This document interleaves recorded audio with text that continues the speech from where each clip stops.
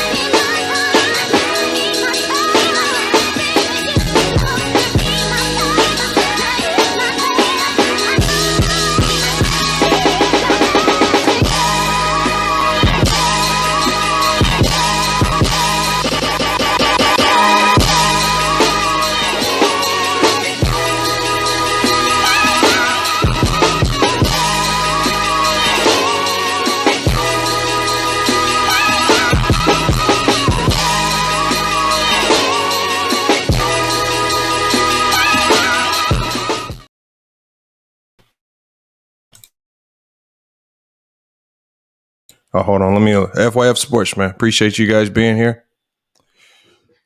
Salute to everybody. Super Bowl Sunday is here, man. Super Bowl Sunday is here, man. And, I just thought it would be fitting. Super Bowl Sunday is winning time. We got two teams in the Super Bowl. Some people would have probably thought that the Eagles getting there was a bit improbable. But Kansas City Chiefs, a team that they've been pretty solid over the last couple of years. I just thought talking about winning was just a good topic to discuss today. And I've been hearing this tone. I think one of the things that also motivated me into talking about this was I was listening to Herm over on Ticket TV. Salute to Herm, man. Ticket gave him his own show over there, man. Herm can cook for a couple hours unimpeded, man. And Herm made a statement, man. He said something to the degree that he said a lot of people have been getting on Elder about his winning take. He says, why do people don't appreciate winning? And the first thing I thought to myself was, he said, in fact, man, some people thought the Cowboys would make it. I thought that was just a crazy take, but But you know what? Hitman X, jokes aside, I think just talking about that aspect of it plays right into the topic of today's show. How we look at certain teams, whether it's from a fan perspective, whether it's from an analyst perspective, all these things, and then we try to hash out who's going to win it all. And I think at the end of the day, there are some consistent factors when it comes to teams that win championships or the team that does win the championship. I think a lot of the teams that win it all have some consistent factors. And I think the two most important factors are two factors that players themselves can't necessarily control. And we're going to get to those. We're going to get to those factors today, man. Look, before we get started today, we got to give a big shout out to Inno Supplements, man. Inno Supplements, man. I'm going to be putting this on my community post right here. They sent me a whole host of products, man. And one of their new products out right now is called Night Shred, Black Edition. All right. This is primarily a men's product. All right. But what it does is, obviously, I think one of the things that we take for granted, and especially as like athletes or people on the go, we don't take our sleep seriously. Sometimes, and I know I was doing this for a while, going on 4 or 5 hours of sleep, not taking it very seriously. But at the end of the day, that's extremely unhealthy. And so with Inno Burn Night Shred, what it allows us to do is it allows for nighttime relaxation. With the melatonin in it, it allows for a much better sleep. And then one of the best things about it is it has an active thermogenic. So while you sleep, you burn fat, right? What other supplement does that? Um, it doesn't have any harsh stimulants in it that get your stomach hurting or anything like that, man. If you want to relax for the evening, wind down, and then get a solid 8 hours of sleep without waking up and all that stuff in the middle of the night. But then at the same time, your body is still active. The thermogenic process in here allows you to burn fat. Man, make sure you guys go pick up your Night Shred Black Edition. I'm going to be putting a link to this product in the community post. I just had to share this with you guys, and we're going to be talking about it.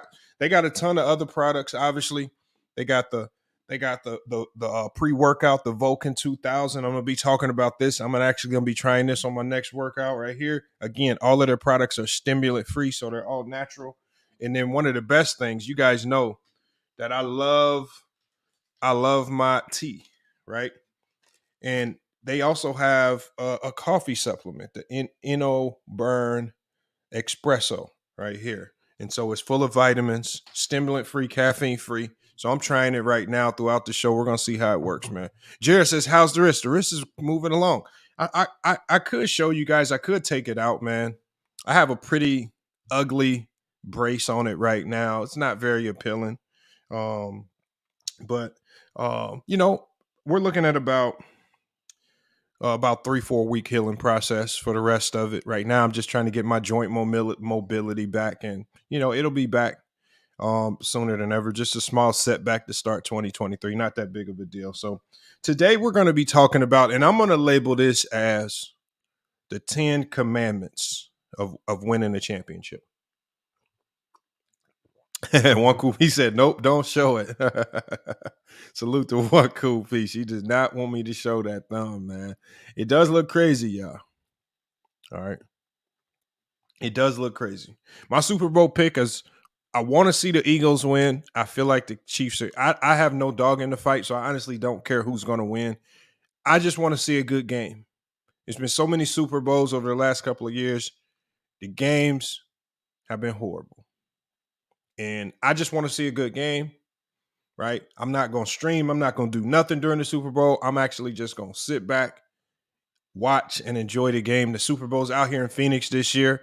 I'm not going to go mess around doing anything over there with those festivities, man. I'm just going to chill, and we going to sit back.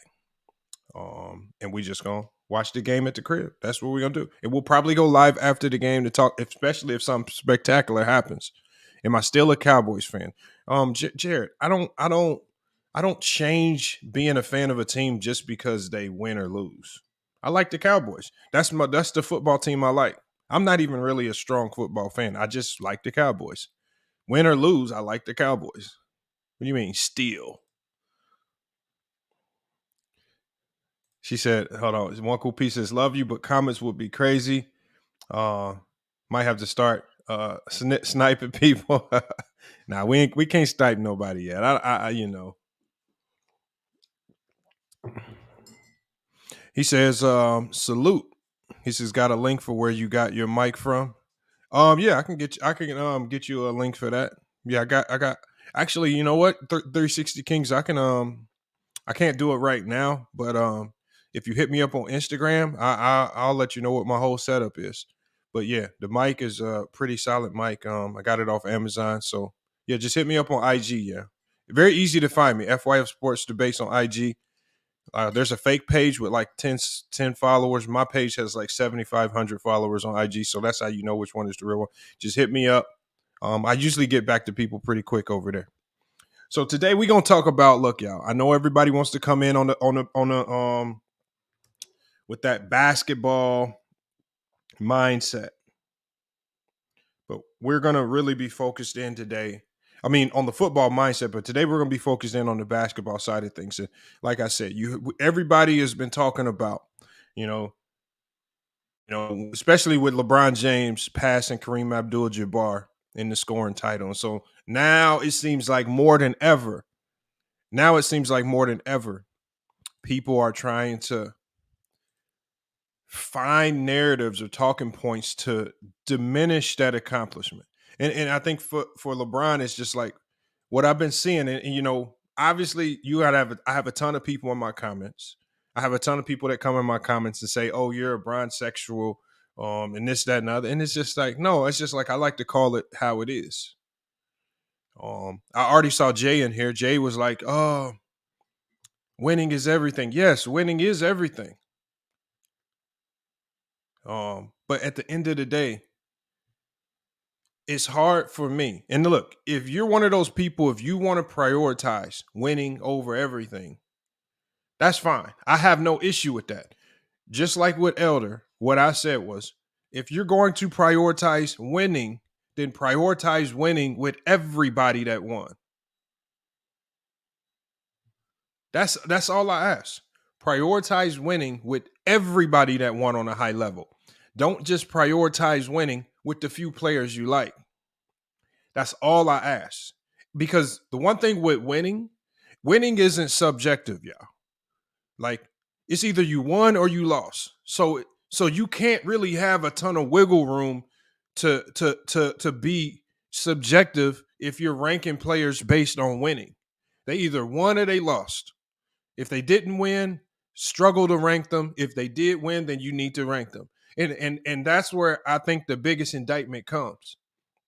Because a lot of people will talk about winning and that they applaud winning and they elevate guys that won.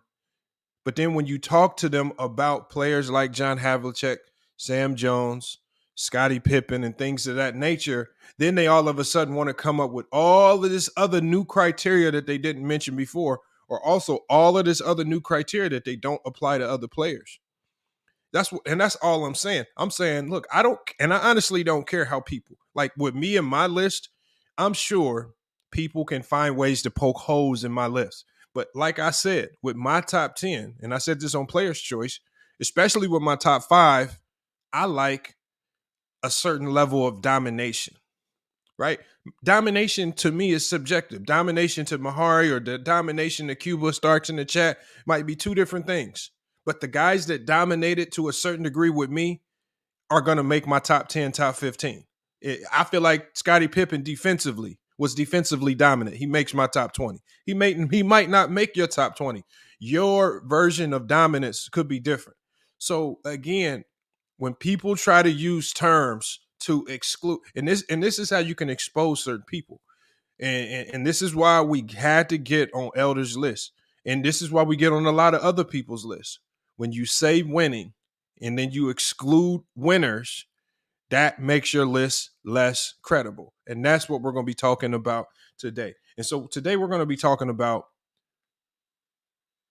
the criteria for a winning team. And is that criteria always surfaced around just having one star player that could just carry you there and do everything? I think the two factors that I talked about earlier before, the two factors that players can't control. And after I go through these 10 commandments of winning an NBA championship, I'm going to drop the link. I'm going to allow you guys to come in here and cook. So I'm going to give you guys an opportunity to come in here. Chrissy Teigen says, where do you have KD? Right now, it's just really hard to rank KD because he's playing so good. That he can still do a lot, but I have to put KD in the top 20 all time. KD has to be in the top 20 all time. He has championships. He has the individual success. With the 1 year he had in college, he was extremely dominant. That has a little bit of weight, right? We saw what he did as a young player in OKC. He grew up in Golden State. Now we see him moving on to greener pastures. I would love to see what he can do with this Phoenix Suns team. His story is still being wrote, but I believe KD is top 20 right now.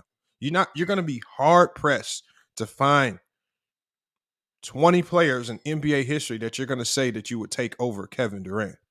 You would be extremely hard pressed.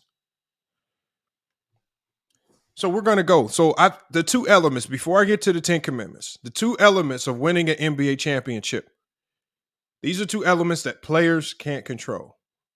Number one is luck, and we're going to talk about that as well. And then number two is greed. Greed from the top. And then also, and that greed factor also equates into my 10 commandments of winning a championship as well. But when we talk about luck, we could talk about how LeBron James going down in the first round after Anthony Davis got injured. We could talk about Nikola Jokic leading the Nuggets to the second round without Jamal Murray when Jamal Murray was hurt. Obviously he got that injury. We could talk, you can go back and talk about how when LeBron James, when Kyrie Irving and Kevin Love both missed games in a NBA final series due to injuries. These are things you can't control. Kawhi Leonard, when he went down with the San Antonio Spurs, all right? When you think about CP3, and people talk about how he's choked, but the man went down with an injury against the Golden State Warriors after that series went 7 games. There's a little bit of luck involved in winning the championship. The luck factor is that the one thing you can't control is injuries, players being available, players being hurt. Also, suspensions. We saw Draymond Green. His suspension impacted the Golden State Warriors mightily, and LeBron James was able to outpace the Golden State Warriors in that championship series. But a lot of people, including people like Ticket TV and LVZ, actually mentioned this the other day on this panel. A lot of people say if Draymond Green didn't get suspended, Warriors win that series. A little bit of luck right there. A little bit of luck on the part of the Cavs. I mean, when we look back on history, nobody's really going to care about these minute things. At the end of the day, we only going to look at who won and who lost. I know a lot of people, because of recency bias, are saying, oh, the Lakers won a bubble ring. But at the end of the day, 20 years from now, nobody's going to care. You won or you lost. Because the same sentiments were said about the San Antonio Spurs when they won in the strike season. At the end of the day, as we get farther removed from that time, nobody cares. They won the championship. It's either you. So winning, and this is why I say winning isn't subjective. It's either you won or you lost. That's it. And there's so many factors that come into play when you talk about winning. And so we're going to go through, I'm going to start with my number 10 factor. My number 10 factor with regards to winning an NBA championship. Front office backing. If the front office of an NBA team is not looking to spend money to win a championship, you will not win. And I don't care how good you are. I don't care how good you are. This has been proven time and time again. If the front office is not willing to spend money in a professional sport, you will not win. Right? And this is why, and this is why I like this particular era of player empowerment, because it's finally making a lot of these GMs and front offices start to do their job. As opposed to in the past, a lot of the GMs, a lot of the owners could sit back while their teams were being mediocre, maybe just making the first round, and just collect a ton of checks, really with no major emphasis on winning. Jay says every ring was lucky then. No, what I'm saying is every ring that was won, there's a tinge of luck, there's a tinge of greed, and then there's also an element of all of the 10 commandments that I'm about to talk about right now. Like I said, to win an NBA championship.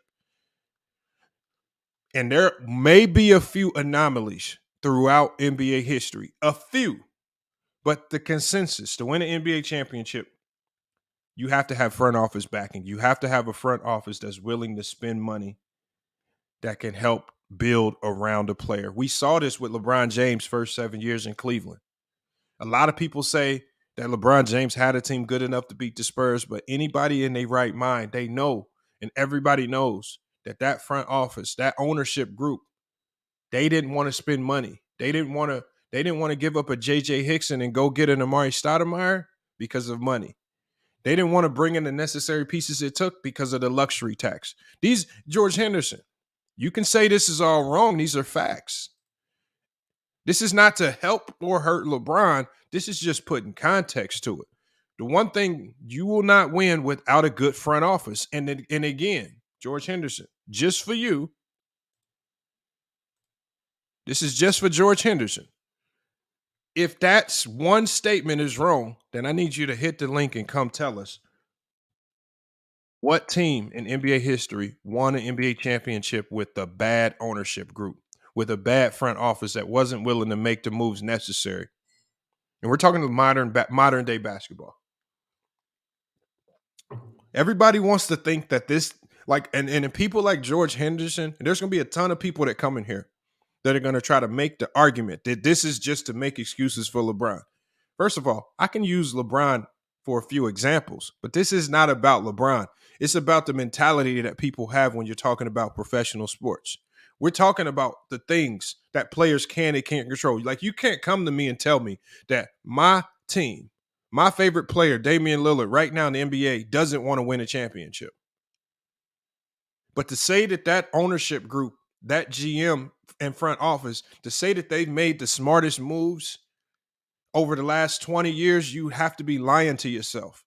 I can go down the list of the horrendous contracts. Miles Leonard, Mo Harkless, Evan Turner, guys getting 70 to 100 million. They made horrendous moves. These are things that Damian Lillard can't control. So having a competent front office matters. Let's not dumb it down like the George Hendersons.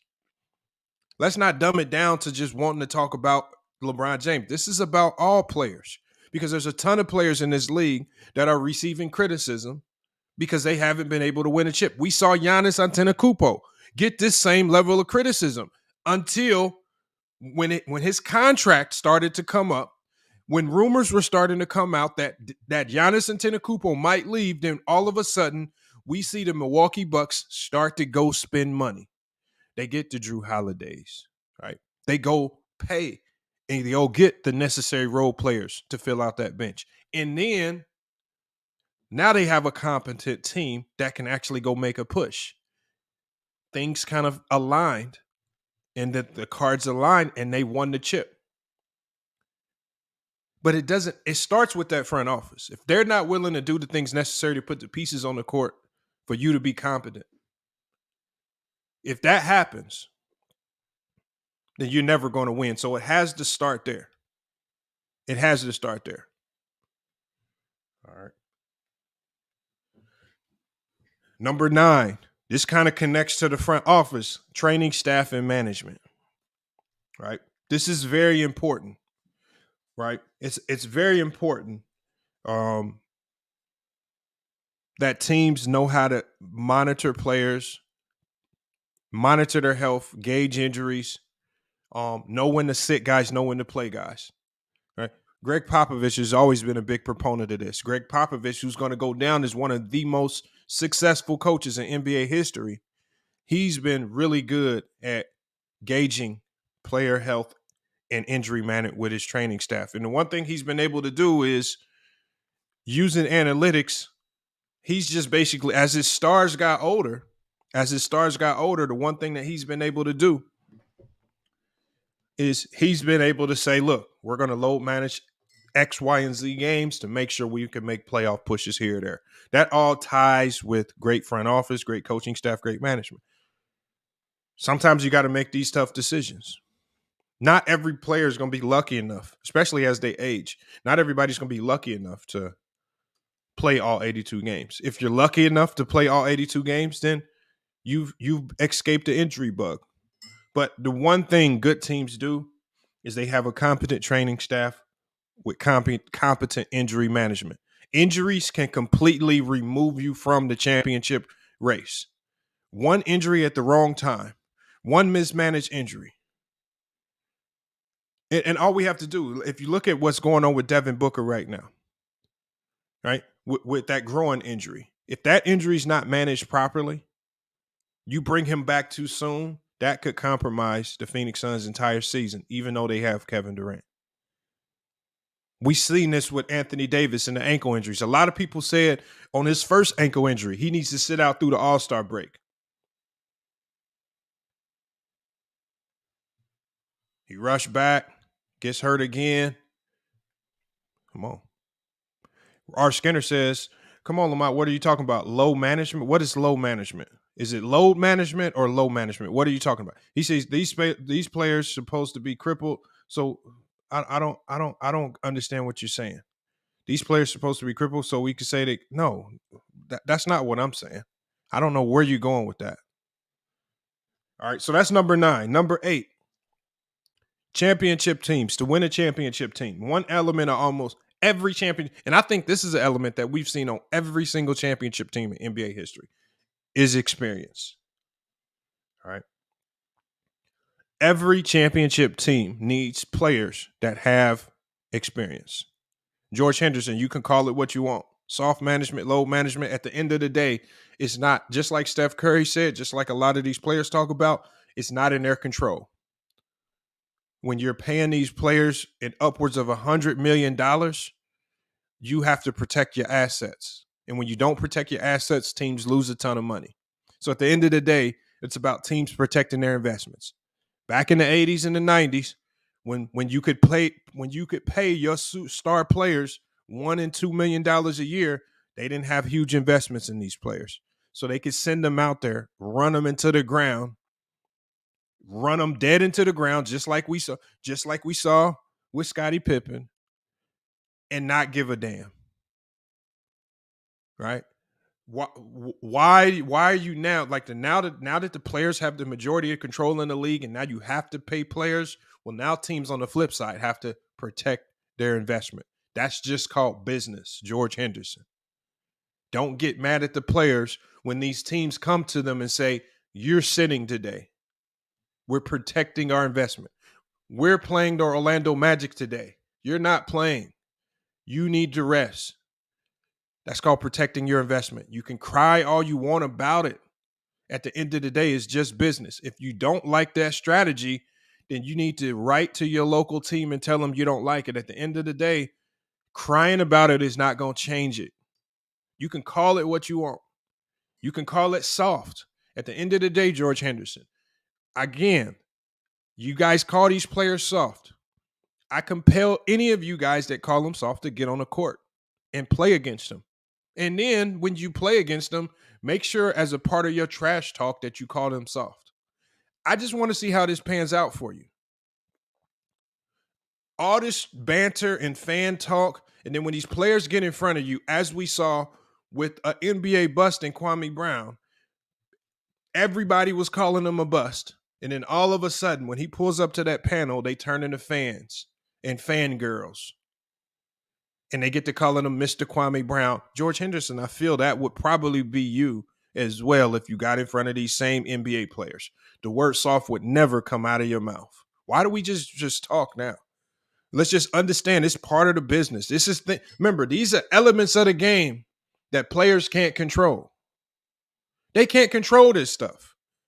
When it's time to load manage, like Damian Lillard and CJ McCollum spoke about it, the team came to them and said, here's all the games that we need. Here's a selection of games.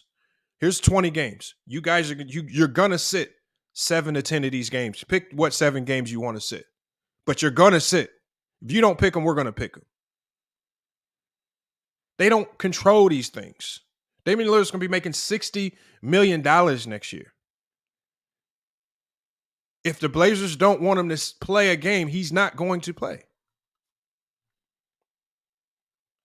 So when we come to the next element of a championship team, you need experience. If you don't have experience, you're going to struggle. And we've seen this with young teams. If you go back just last year, if we look at the Boston Celtics by far were the more talented team going in that NBA Finals. But when it came down to it, they lacked the experience necessary because they made so many late game mistakes. They had so many mental breakdowns. They had so many bad turnovers. They didn't value the possessions that they ended up losing games that they should have won.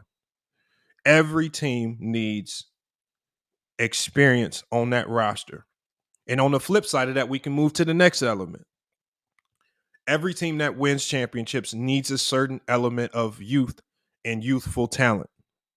And I like to talk about Rajon Rondo with the Boston Celtics, a team with the older core of experienced guys, but then now you add that element of youth. The rookie out of Kentucky, the young player out of Kentucky. He added an element of youth that the older, more experienced guys couldn't bring. And this combination starts to become lethal, right? When you're looking to formulate an NBA championship level team, a good mix of experience, and you can't have too much experience because you'll be too old. And then a good mix of youth. And you can't be too young because you'll lack the experience. It's about balance there. And it's not easy to do. It's not easy to do. Herman Body said the 98 Bulls didn't have youth. Okay. Well, we'll pull up that roster, Herm, and we'll see if they didn't have youth. We'll talk. I want to talk more about the 98 Bulls because, Herm, I heard you guys lying about the 98 Bulls. I heard you guys saying Jordan did all the work, that Pippen only played 44 games. But yet you guys, and then you try to use 98 to diminish Scottie Pippen once again. He played 44 games. I give you that. Herm, since you have time, I want you to explain to me in 1998, if Scottie Pippen was so scrubby, so unimpactful, why was he top 10 in MVP votes just with 44 games, Herm? Scottie Pippen was a bum that year. He was injured. Jordan did it all. I want you to tell me, Herm, how does Scottie Pippen top 10 in MVP voting with only 44 games if he didn't do anything? That just should tell you how good Scottie Pippen was. That's in 1998. So, Herm, I want you to just talk about that because y'all was saying Scottie Pippen didn't do nothing that year, but he was top 10 in MVP voting. Just as I go through this, as you getting off topic in the chat because your feelings are hurt, I want you to talk about how Scottie Pippen was top 10 in MVP voting. If that 44 games he played he was hurt and wasn't doing nothing. So it either the 90s, as I said, was just complete garbage and anybody could get MVP votes, or maybe Scottie Pippen was really that dude. But we're going to stay on topic because I don't know if Herm is going to be able to talk about that. All right. Next up, we got star power and ability. This is the one element that we all know. You're not winning the championship without some element of star power ability. Star power ability. And what I mean by that is you can go to like the 2004 Detroit Pistons, and some people say they didn't have star power. They probably didn't have star power by name, but they had players with star power ability. And when you talk about Chauncey Billups and the big shots he was able to make in the clutch, that's the star power ability that teams need to win championships. And you will find this element on every single championship team. You need not star power. You need because just having a star on your team, if you have a older player, an older Shaquille O'Neal in your team, that's not necessarily star power. Was he a star by name? Yes. But was he still playing with that star power ability like when he was with the Cavs? No. So star power ability is essential to winning a championship. And the more star power ability that you have, especially if you have a guy that's great offensively with star power ability and defensively with star power ability, the more you can compile on the one team, the greater you can be. So these are all the elements of what make up a championship team. And salute to LVZ. Cooking yesterday over on the stream, man. Salute to LVZ. Make sure y'all go check his channel out. Check his channel out, man. LVZ. And I'm talking about, man, the man cooks on so many topics. And like I tell y'all, the one thing I learned from LVZ, and this is one thing I think we all need to work on. There's certain topics, especially the political topics, the worldview topics. Like I told Mahari, I'll just defer and say that LVZ's right on the majority of those topics before I go at certain topics with regards to worldviews and politics, because he's been right on so many things. And after I've done the research on certain things, I'm like, man, this man was right. The man has a lot of intelligence over there. So sometimes you just got to sit back and defer. to other people that might know a few more things. But when it comes to this basketball stuff, people like Herm, people like George Henderson, y'all got to defer to me, right? Y'all saw how hard it was over on Player's Choice. The white dude named Fluent, it was hard for him to defer to me, right? But he had to. All right, we're going to get through. We got a few more. We got a few more elements, then I'm going to be dropping the link to let you guys come in. I think the next element, and this element might not be very impactful to you guys, but I can give you guys examples of how impactful it is. I think fan support is very important with regards to championship success and teams that win championships. And I can give you guys an element. And I know this team didn't win a championship, but I think their fan support is what made them great over the course of about 4 to 5 years. And we're talking about that Sacramento King team in the 2000s with Weber, Bibby, Christie, Divac, all those guys. The Sacramento Kings had one of the craziest fan bases. And I think just having that fan base alone, going into Sacramento to play in Arco Arena in front of that crowd, just having to deal with that crowd was a battle in and of itself. And so fan support, it matters. It matters. So that's another element of it. Number 4, we got coaching, you guys. All right. Most NBA teams, and again, you guys will be able to find anomalies, but to the end of the day, to me, you don't win an NBA championship by accident. Coaches that win NBA championships don't win it by luck. So as much as you might want to diminish certain coaches here or there, some people are really down on Mike Budenholzer. At the end of the day, to win an NBA championship, you have to be a great coach. And to win multiple, you're an elite level coach, right? One of the hardest things it is to do as a coach is to manage everything. So as we know that coaching plays a role in this, what are coaches, as we go into our number 3 point, the number one job of an NBA coach is not drawing up a play, is not making the right substitution. As a head coach in the NBA, the number one job, if you're able to do this, controlling the egos of your superstars. I think Greg Popovich did this best. Phil Jackson mastered it. When you are able to control the egos of your superstars and you can get your stars to play together. And when we talk about the Kobe Bryants or even the Scottie Pippens, because I call those two guys stars that deferred. I don't call them no 1Bs. I don't call them no Robins. I don't call them none of this. I just say that they're star players that deferred. And when you see a star player go outside of that role of deferring for the betterment of the team, then we get what happened in 2004 when the Lakers imploded, because you had a star that didn't want to defer anymore, and it blew up in their face, and they had to break the team up. So Phil Jackson's greatest strength was getting stars to play together. Greg Popovich, he understood how to coach Tim Duncan. Coaching Tim Duncan, everybody else would fall in line automatically. That's understanding how to control egos. And there's different ways to do it, right? With every player, you got to understand personalities. You have to be a teacher sometimes. Sometimes you have to listen to your players. Sometimes you have to let the players lead in certain instances. Like when people say that LeBron James is doing all this stuff, running the offense, he can't be coached. I think y'all need to learn and understand that a coach that allows LeBron James to take reins of that offense to do his own thing on the court, that's called good coaching. Allowing the players to be themselves. Maybe I need to go to more of a read and react offense if I have an offensive talent on the floor that knows how to read things on the fly, make changes on the fly. Maybe I don't need to have some set motion offense where guys are just running here, here, here, here. That's what we're saying. And Mr. Winters right here, Mr. Winters. See, Mr. Winters, this is what you got to stop doing. And see, you cry to me about LVZ blocking you all the time. Right? And then the first thing you do when you come in here is you add a message at LVZ.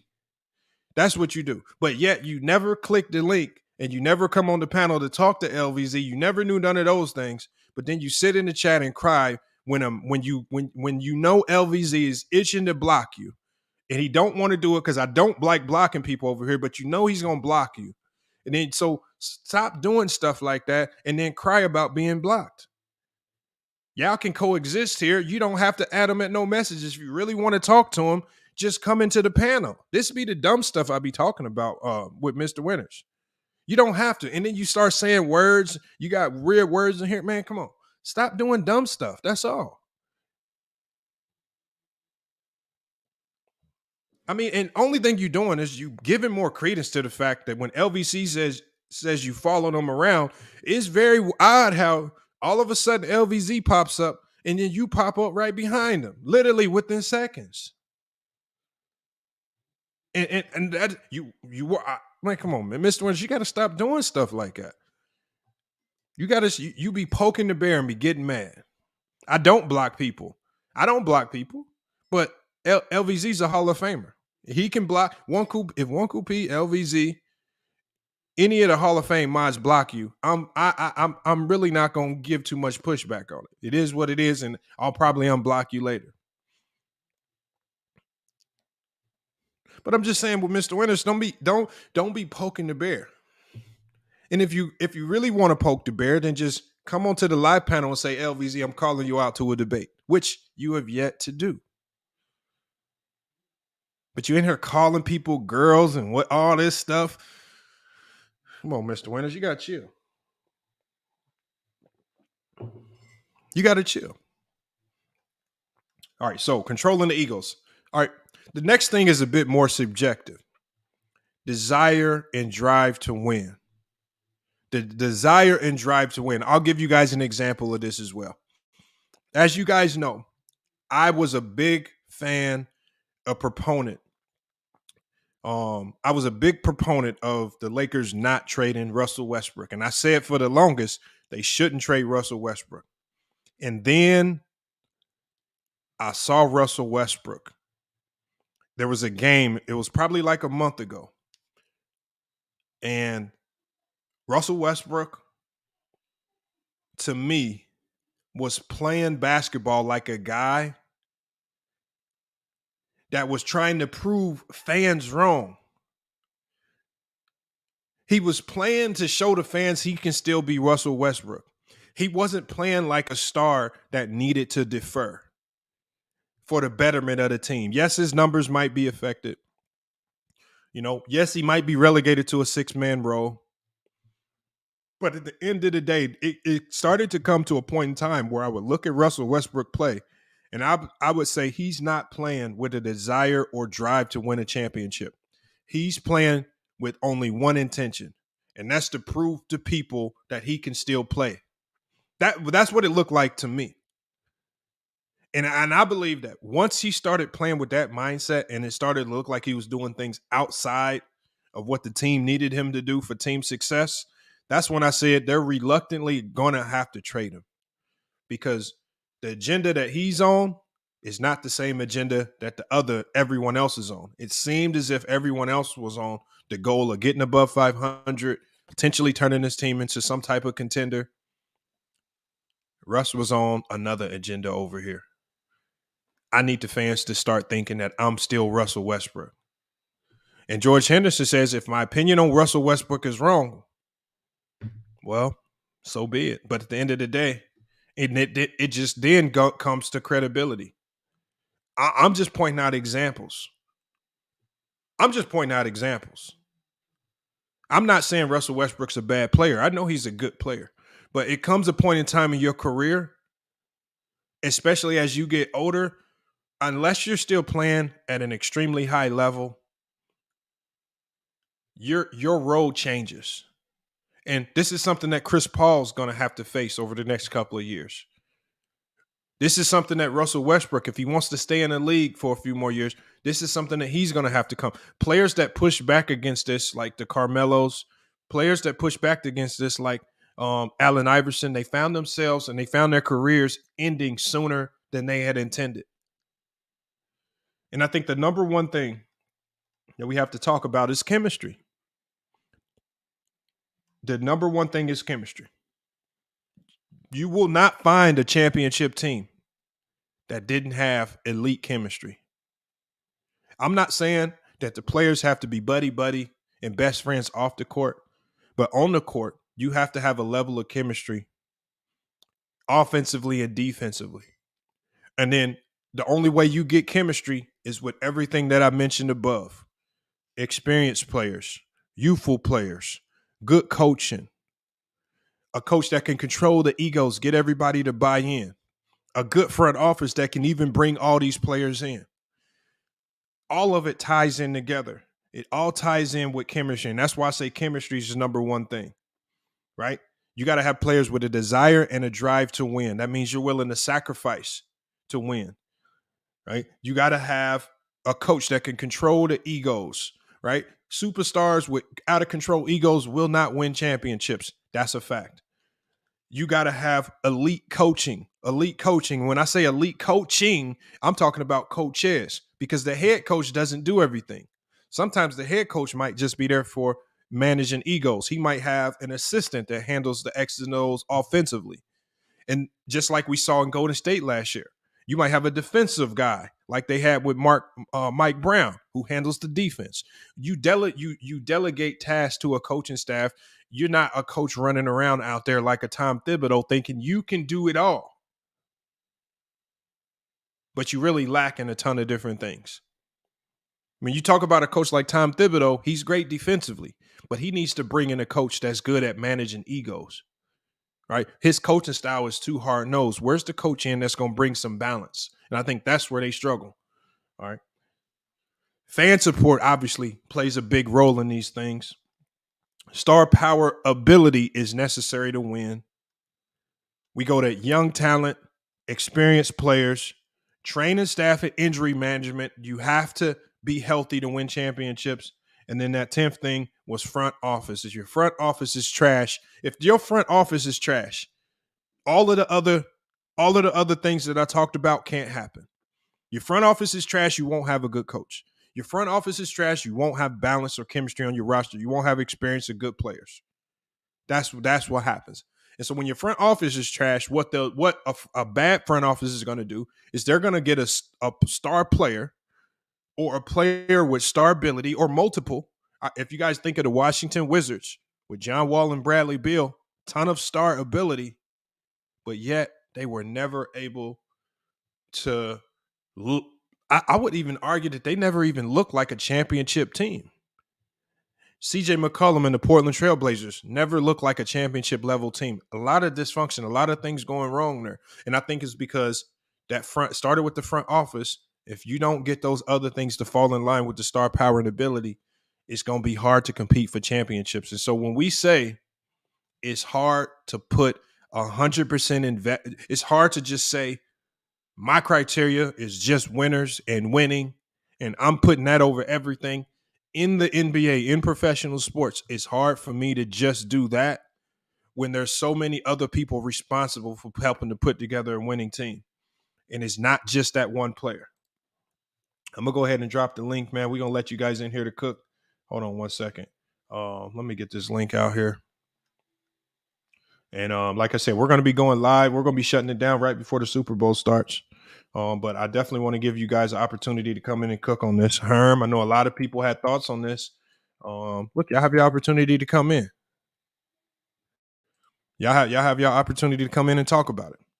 And like I said, don't come in with this simpleton, I'm going to make this about LeBron James, because it's not about LeBron James. It's about flawed logic.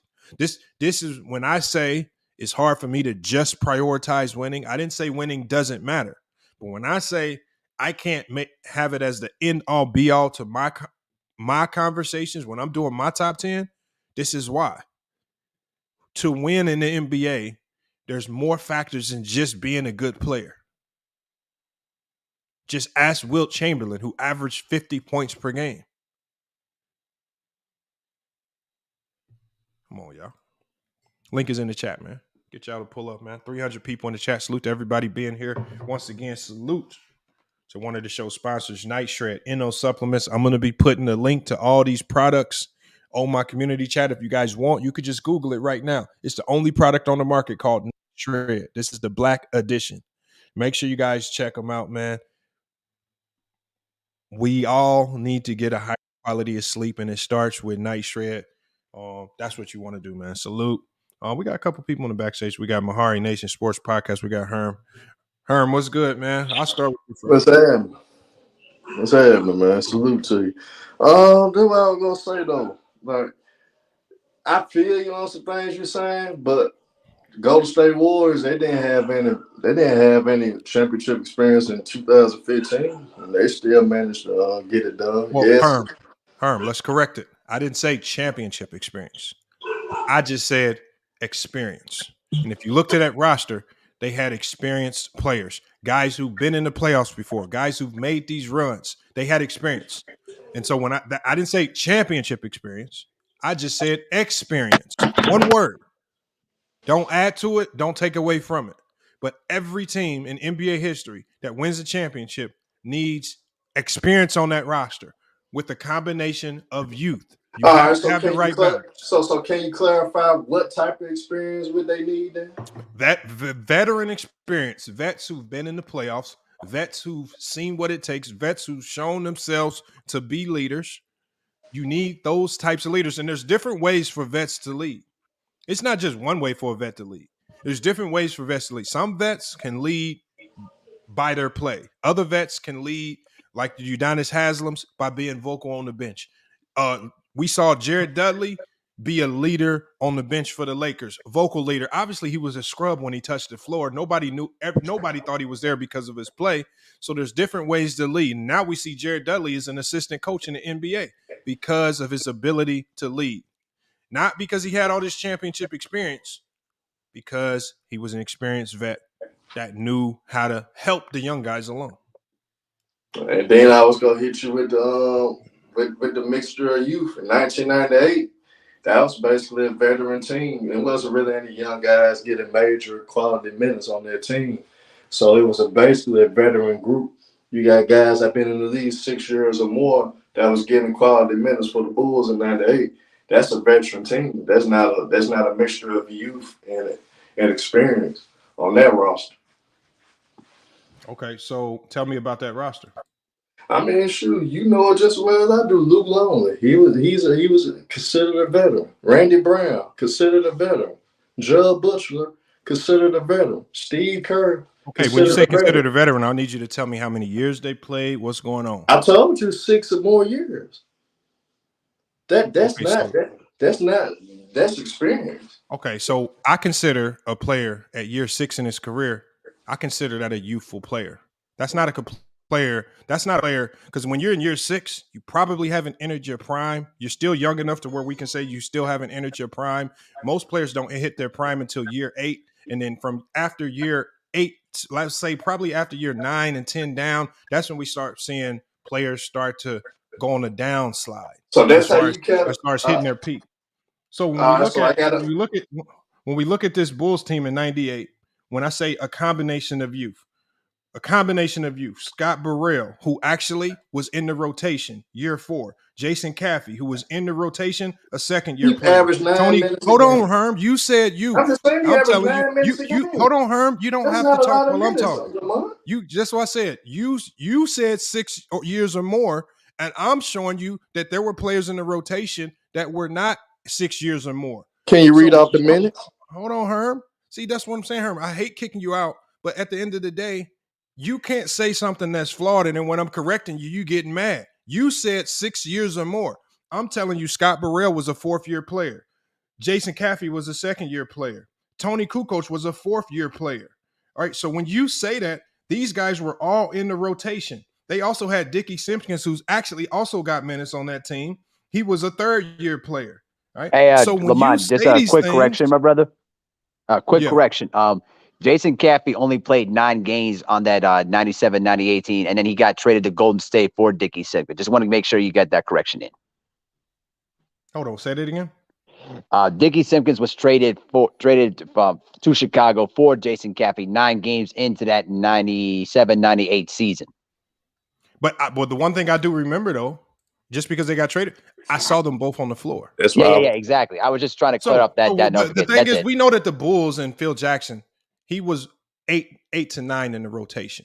Scott Burrell was in that rotation. Caffey was in that rotation, and Tony Kukoc was definitely in that rotation. These guys, I'm not saying you have to have 7 guys that are all youthful. I'm saying you need to have a good combination of youth and experience.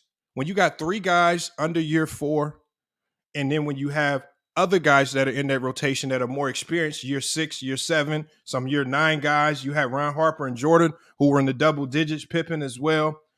So you have a good mix of experience and youth in your rotation. That's a good balance to me.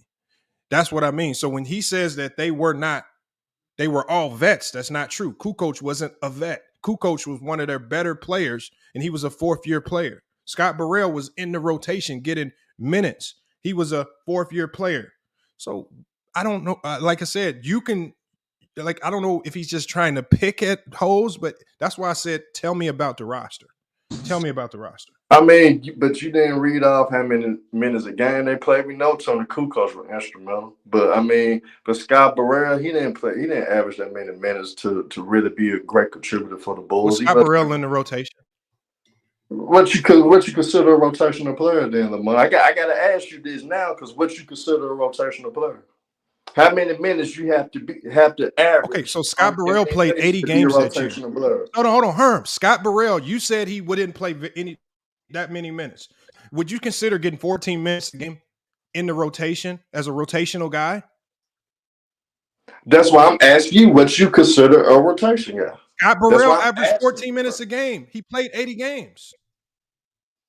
So a guy playing 14 minutes a game, you consider that what you consider, right? He's a rotational guy. If you play 14 minutes a game, you're in the rotation. I'm just asking you now. Man, come on, Herm, don't play stupid now because I'm asking you a question. Now all of a sudden you're just playing stupid.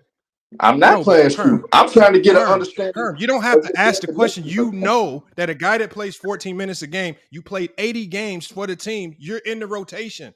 Don't play stupid now. And then another thing I gotta get on. Why you keep going from one thing to the other, and you've been wrong. Why should I? I haven't been wrong. When you just been lying about all the other ones. Oh my God! And then I'm about to get on you about another one when you brought up Scottie Pippen becoming 10th in MVP in 98. Hey, did you know Tony Kukoc as a role guy played 30 minutes a game as a 4th-year player? He was one of the key contributors on the team, Lamar. I know. That's what I consider that guy contributing. Remember, when I said youthful talent, that's what I consider a guy contributing. When I said youthful talent, this is one of the guys that I'm talking about. More 20 minutes or more. You know, Herm, hold on, Herm. We heard you with that weird sounding voice being wrong, so we got to mute you. You said they were a veteran-laden team. You said they were a veteran-laden team. But they had Tony Kukoc in the rotation, year 4 guy. They had Scott Burrell, who was a year 4 guy, both averaging double-digit minutes, with Tony Kukoc getting over 30 minutes a game. So when I say you have to have a good combination of youth. So just averaging. I'm not saying you have to have a team full of rookies or second-year players. I said that needs to have balance. And when you look at that Bulls team in 98, what did they have? They had a good balance of youth, experience, great coaching, a coach that could control egos, a front office that knew how to bring in the right players. They had everything that I said. They met every element that I talked about today. That's a fact. So another thing I wanted to get on you about, you brought up, I don't know why you brought it up. It was irrelevant to what you bring it up. Scottie Pippen becoming the 10th MVP vote. I mean, D Wade did that with LeBron. What that mean? I mean, I don't know why you brought that up for. I mean, I think that was crazy, but to be honest, so you consider the guy 10 or more minutes is a guy that you consider a rotational guy. As long as they get 10 or more minutes. That's the understanding I want to get. Yeah, hold on. Herm, you still going back to these minutes. If you play 15 minutes in an NBA game, you're a rotational guy. Scott Burrell did. All right, so let's get technical then. Scott Burrell was in the rotation. He didn't average 15 minutes either. Okay, what did he average? You said it 14. Okay, he averaged 14 minutes. That's the same thing. He's in the rotation. How's the same thing? You just said 15 minutes or more, right? That's the same. I mean, I'm just going on what you said, man. I'm going on what you said. Herm, I don't want to, bro. Everybody in here knows. I don't want to have to harp on something that slow people can understand. If you can play, you want to beat the grave No, Herm, stop being stupid. Like, today is not the day just to play dumb and stupid. Do that over on Ticket's channel. Don't do that over here. Let's just move past it. Scott Burrell played 15 minutes a game. I didn't say he was a starter. I didn't say he was a stupid superstar. I just said he was a rotational player. He was in the rotation. Stop being stupid. Move past it. They had youthful talent on that roster that actually played. Move past it. You was just wrong. You didn't know the players on that roster. You didn't know the years. You didn't do your research. Move past it. You was wrong. That's all. Just let that one go. We can go move to the Scottie Pippen thing, but don't stay on something where we got to literally rehash and talk about. You got to. I'm not about to argue with you if a guy that plays 14 minutes a game is in the rotation. That's something you got to go figure out on your own. I'm just saying. I'm just saying. All I'm saying, Herb, is just don't be dumb. Don't call me dumb because I said you like that now. I said don't play dumb. I can get disrespectful, man. Well, Herm, I said don't play dumb. Cut it out, man. All right. Well, I mean, I'm letting you know as a man. Herm, cut that out. Herm, I don't care about that as a man talk. As a man, stop playing stupid. Nigga, you selling. Man. Get him up out of here, man.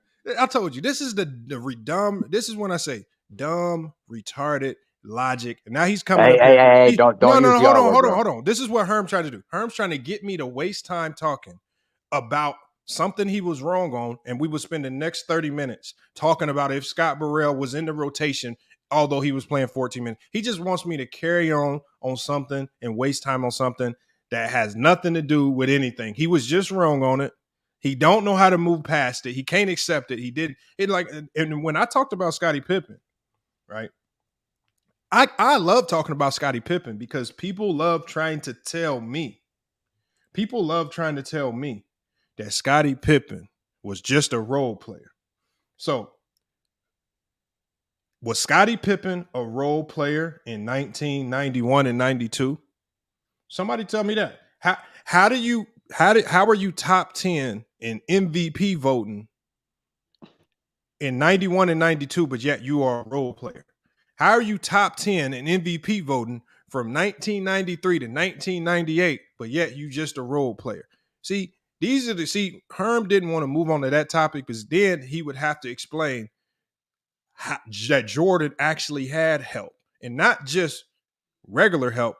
He had top 10 player help. And it's not even that big of a deal. The Bulls as an organization, if you look at the list that I brought up, my 10 commandments, the Bulls just were a good organization. They knew how to bring in the players needed to put around Jordan to win. 1, that's a sign of a good organization. They brought in a coach that knew how to win and manage egos. Phil Jackson, 2. Phil Jackson was a good enough coach that he put the coaches around him that knew how to handle the X and O's. 3, that's another sign of a good coach. All of the elements that I talked about, the Chicago Bulls met. They always maintained some level of youth on that team. They always had a good balance of experience. All the levels of criteria that I talk about, they hit. And when I talk about experience, I'm talking about the players like the older guys, like when they brought in Robert Parrish, a older, experienced vet, maybe not as impactful on the floor, but in the locker room, he was probably very impactful. Older guys like the Bill Cartwrights, right? When they brought in Joe Klein at one point in time. That's what I mean by bringing in a level of experience. Guys where a coach can say, I need your experience. I need you on the bench helping the young guys along. Or if you do get on the floor, you can be experienced enough to handle 2, 3, 4, 5 minutes of work to get the job done in certain sex. That's what we're talking about. But go ahead, Mahar. My bad. Well, I'll say it like this. It kind of clarifies the point of what Derek Kraft said in 1997 when he said organizations win championships, right? So put it like this. If you don't have a solid organization with a solid management to help make the necessary moves to win championships, it don't matter how talented the star is. You could have 2 superstars on your team, but still be dysfunctional. Just look at what happened to the Brooklyn Nets.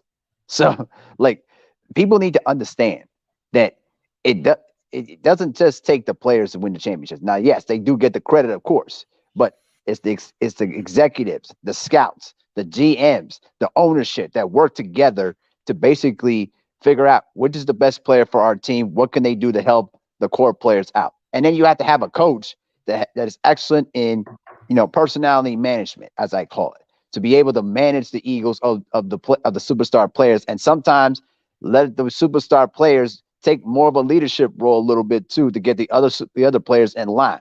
Because when you have those kind of things in factor of that, you have a structural team that's going to win, that's going to compete for championships for years to come. This is why Jerry West was the master of his position as a general manager during the 80s when they were winning championships, and during the 90s when the Showtime Lakers finally came to an end. What did he do? He just basically retooled the roster and then prepared the salary cap to have the opportunity to get Shaquille O'Neal in free agency and have excellent scouts to look at Kobe Bryant and see what his talent structure can do. Now, the narrative that Kobe Bryant was being held up, it's like, bro, Kobe Bryant was going to be the future of the team. It doesn't matter if you kept Eddie Jones or not. He was going to be the future of the team. That's why you had to trade him, but you had to keep Eddie Jones around to make sure you get a lot of value out of Eddie Jones, so you can bring in another player that's going to complement Kobe Bryant and Shaquille O'Neal. That's the role of what a good organization does. Now, yes, you got to have some luck into the mix too, because sometimes matchup changes. Sometimes your personnel, your main key contributors get injured. Unfortunately, you know what I mean? That happens. But that plays in a role in the fact that, we were able to get a good team at the right time with no problems at all. So that's how I kind of look at that. Yeah, I got it right there. And you know what? And for the people in the chat, look, all these teams, including the Bulls with Jordan, the one thing we also know is they couldn't do it without Jordan. We all know and understand, just because we're giving credit to all the other pieces that helped win the chip, we're not taking away from Jordan's role in this as well, because in my list, I also said you not winning the championship without a player that's playing with star power ability. You have to have a star on the floor that can get it done as well. But all the other pieces also have to be in some type of unison as well to have success. Hold on, let me go ahead and get to West, and then I'm going to get to George Henderson, who pulled up. West, what you got on this? Salute. I appreciate you. Hey, Lamont, can you do me a favor? List up again, because I came in late, so I don't want to be off topic on your list. Hold on, say that one more. Your mic was breaking up at the beginning of what you said. Can you hear me? Yeah, I hear you now. You said, can I do what again? Okay. Can you put up that list again? Because I want to stay on topic with your list. So when I go to the teams that I want to talk about. I just read it off. So I said, for the most part, I said to win a championship, I said, you're going to have some anomalies, very few. You may have, we're just talking about, for the most part, the teams that win championships have these elements in common. Front office, a great front office, one. Training staff and injury management is elite. Experience on the roster, youthful talent, star power ability, fan support at number 5, coaching, coaches that can control egos next at number 3, a desire and a drive to win from players, coaches, and the organization. And then number 1 overall, it don't work if you don't have chemistry. I agree with that list 100%. I agree with that list 100%. And the reason behind it, and the reason why I'm saying these things is because a lot of people, like I said, this is just my reason as to why when I rank players, I don't put winning championships at the top. The winning championships is on my list of criteria. I just can't put it at the top because sometimes I have to take into consideration that players, even star players, weren't able to control all of these factors just as a player. You can't control who's hired as a coach. You can't control the help, sometimes the help that's brought in. You can't control moves, whether teams sign a player or let a player walk, things like that. Like, I'm sure the Bulls would have loved to go on and tried to win a 4th championship going into the 98-99 season. But what did that ownership say? What did the GM say? Oh, we ain't bringing Phil back, even if you go 82-0. That was one of the Chicago Bulls' few bad moves. That was a horrible move. You got to ride it out again. And so that's what I mean. And the Bulls have never been the same since then. So that's what I So meant. who's at fault? Hold on. Go ahead, George. The organization. Who's George, at fault? hold on, George Henderson. What's your take on the topic? Who's at fault? I was trying Who's to at give you a fault right take. there? Oh, my bad, Wes. Let me let Wes finish. My bad. We had cut Wes off. Go ahead, Wes. Okay, so with that being said, of course the Bulls organization was horrible before Jordan got there. Their best player was probably Reggie Theus and Artis Gilmore. But I want to chime in on what you're talking about as far as great championship teams and what separates them from teams that are right there that could have been the championship team, but they didn't have all those elements from that list you just discussed. That first Kobe Shaq team that went up 3-1 on the Blazers, the only thing that separated that team, that Blazers, from beating the Lakers was they had selfishness on that team. They didn't have the chemistry that the Lakers had, and they didn't have the coaching that the Lakers had, because it was a point in that series where Damon Stoudemire was hurting the Blazers because he couldn't defend anybody on the Lakers starting five. The Lakers had Glenn Rice, they had Ron Harper, and they had Kobe Bryant. He couldn't defend any of those players. And when the Blazers made the switch to let Scottie run more point guard and have Steve Smith in there and Deadlift Shrimp and use more of Greg Anthony, they started to come back in that series. But that time spent early in the game, even though the Lakers came back from 16 down in the fourth, that time spent early in the game during the series, was hurting the Blazers. And he was getting killed on the defensive end. And that's one of the reasons why the Lakers won their first championship with Kobe and Shaq, because that Blazers team was tough and they matched up well with the Lakers, but they weren't able to get over that hump. Now, to chime in on some of the other championship teams that I look at, go ahead, Lamont. No, go ahead. Okay, some of the other champion teams I look at, I would point out the 83 Sixers, and they had to overcome the hump, but they added all those elements, and the chemistry and the coaching, I think, played a big part as to why they're one of the greatest teams of all time. When you put Moses Malone and Dr. J and Andrew Toney on the court together, and they have great chemistry, and they're all buying into playing defense, and they're all running, and you have someone like Mark Ivoroni, who was an unknown at that time, who just committed to playing defense and rebounding. And you have Bobby Jones coming off the bench. You had a great team, and that's why they were able to sweep the Lakers. They didn't run into Boston that year in the final. Yeah. Billy Cunningham was a real good coach. He was a great coach. And they only lost one game in the playoffs that year to the Milwaukee Bucks. Go ahead. And look, remember the combination of youth? Like I said, we could take it all the way back to 83. So if you look at that team, Maurice Cheeks was year 4. That's youth. Mark Ivoroni, the guy that you spoke on, was a rookie. Combination of youth and experience. So when you look at the experience, Dr. J was in year 11. So you have experience spread throughout that roster. Moses Malone was in year 8. So you have a combination of youthful talent. You have experience. You have the star power in Dr. J, Moses Malone. So you have star power ability as well. The coaching with Billy Cunningham. Obviously, it takes a great front office to put all this stuff together, because wasn't Moses Malone, he was an MVP prior to coming over to the Sixers, wasn't he? Yes, sir. He had took you.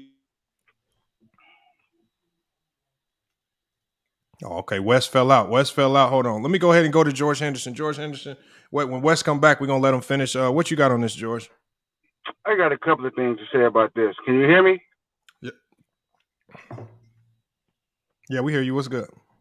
Okay, let's go back. Let's talk about the Utah Jazz when they faced the Bulls.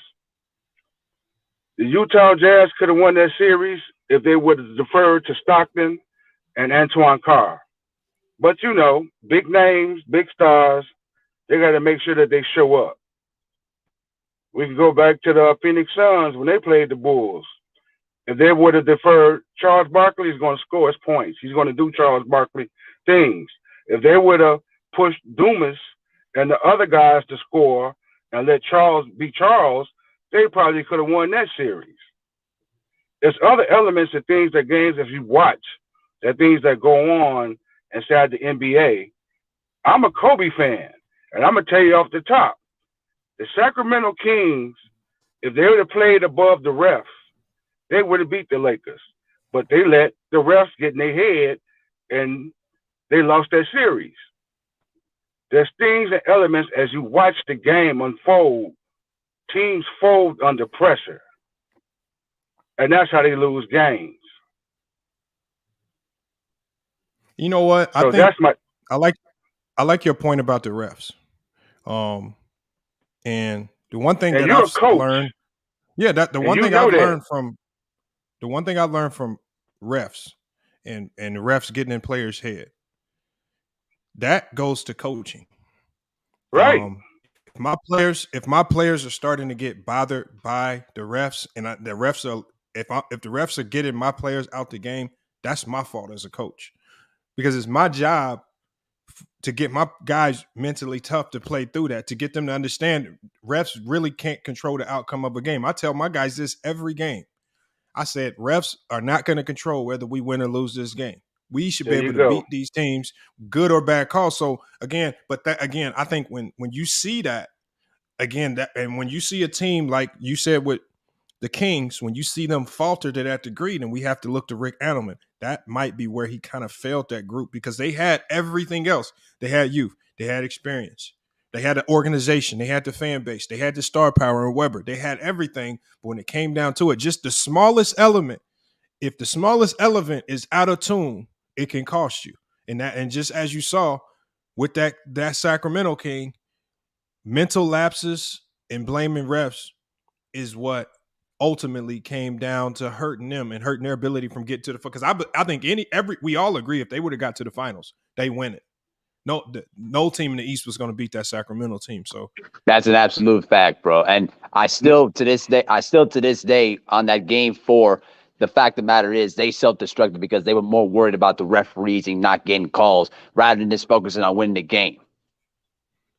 And that's what happened there. So, and like I said, and that's what, when it comes down to winning, if any of these 10 elements is out of whack, it can remove you from a championship equation. If the injury can remove, if you look at this, bad coaches that can't control egos, as we saw in 04 with Kobe, you can have everything perfectly aligned, and you miss one of these elements, and it can cost you a championship. And that's why I say winning championships, and that takes a lot of luck to keep all of those things. I can't let you get away with that.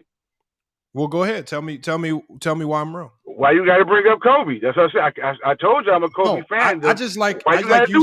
I like using that example because that team was from experience to youth to star power to coaching. They literally had everything aligned. And the only example I like using them as an example because it takes just one thing to go wrong. This Phil Jackson went wrong. So there was a combination of coaching. So I don't blame that on Kobe.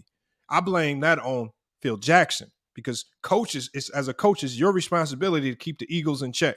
The fact that they couldn't keep Kobe's ego in check, that's on Phil Jackson.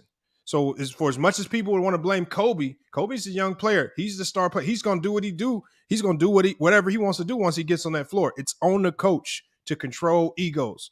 That is on Phil Jackson. I don't put it on Kobe. So when I talk about that team, it's more so on Phil than it is Kobe. That's coaching right there. And that's what failed them. One element, they had everything out of the 10 list of criteria that I had. Every element they had in line, coach couldn't control egos. And that's why they lost. That's how hard it is to win a championship. One element, you could have a perfectly constructed team. You got a perfect, one element goes wrong and you remove yourself from the equation just that quick. And you can go back to, let's just use the 2011 Miami Heat.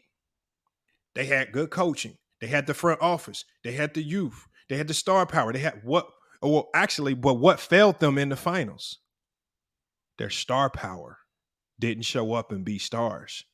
And see, this is where people rightfully so criticize LeBron James, right? Everything else aligned perfectly. Star power didn't show up. One element of the championship formula goes wrong and you can't win. And that's rightfully so. LeBron deserves criticism for 2011. However you want to slice it. But that's all it takes. That's all it takes to lose a championship. As good as that team was constructed, but you start and show up, everything else was perfectly in line. You lose to a Dallas team that was just on a roll that year. And it would have took a perfect team, a perfectly constructed team to beat that Dallas team because they were hitting on all cylinders. They were hitting on all cylinders when they ran through the whole West. They got to the finals. And Miami Heat team, star power didn't show up. Star power ability didn't show up, and they struggled. That's the same thing that happened in 2011 with the Lakers. Kind of off topic. Yeah, what's up? As long as it's not too far off topic. Okay, let's bring up Giannis. When Giannis threatened or asked or whenever, remember you said his contract was up? Remember that? Hold on. Can you hear me? Remember Giannis' contract was up and he was talking about trying to get out of Milwaukee? Oh, okay. I think I talked about that briefly earlier. You talked about that briefly? What happened the next year? Was that the next year or the next second year he won the championship, right? Mm-hmm. Didn't his two brothers get contracts inside the NBA? His brother did. I think his both older his brothers, didn't they? Both his brothers. Well, one of his brothers is out the league. I don't want to tie that to now they are. But one of his brothers got a contract with the Lakers, and his other brother got a contract with the Bucks, right? I think so. You got to get to your point, though. I'm getting to my point. So Kevin Durant almost ruined that championship. Am I correct? Mm-hmm. So I just want you to lights out basketball. I just want you to follow. I just want you to follow the dots. Giannis threatened to leave a small town market. The following year, both of his brothers got into the NBA. Kevin Durant single-handedly almost knocked them out of the championship. He won the championship against the Phoenix Suns when all of a sudden Chris Paul trips and falls over his own feet. I just want you to follow the dots, son. That's all I want you to do. Just follow the dots, Lamont. You watch. You got eyes. You can see. Okay. I mean, you got to tell me what's going on. I'm not following you. You're not following me? I'm not following you. Sorry. I'm trying to pick up on it, but I'm not catching on, man. Okay, Lamont. I'm gonna leave it alone. No. I'm just saying. I'm gonna leave it alone, Lamont. Are you saying it was like a conspiracy? I want you to listen very well. I'm just saying, in my eyes, in my opinion, I'm not trying to give you a narrative. I said, in my opinion, Giannis threatened to leave a small town market. If Giannis would have left and went to a big town market, they didn't want Giannis to leave. The following year, both of his brothers got a contract in the NBA. Both of them. All of a sudden, he trips Kyrie. Kyrie goes down, which I ain't blaming that, but that was caught on film. None of that. Kevin Durant almost ruined it. He makes it to the finals. In a crucial game, Chris Paul trips over his own feet, and he becomes the NBA champion. What you mean Chris Paul tripped over his own feet? What happened? Was that Game 7? Wasn't that Game 7? No, he was that Game 6? Hey, is it true? I'm not following, man. I'm not following. Man, I don't know what the hell he's talking about, bro. Like literally, like, you're making no sense. That's a hell of a reach. Bro, you're making up some conspiracy nonsense, bro. Man, get out of here. It is a hell of a reach, bro. I mean, you got that's a freaking reach, bro. Hold on, George. You got some things. I'm trying to answer it.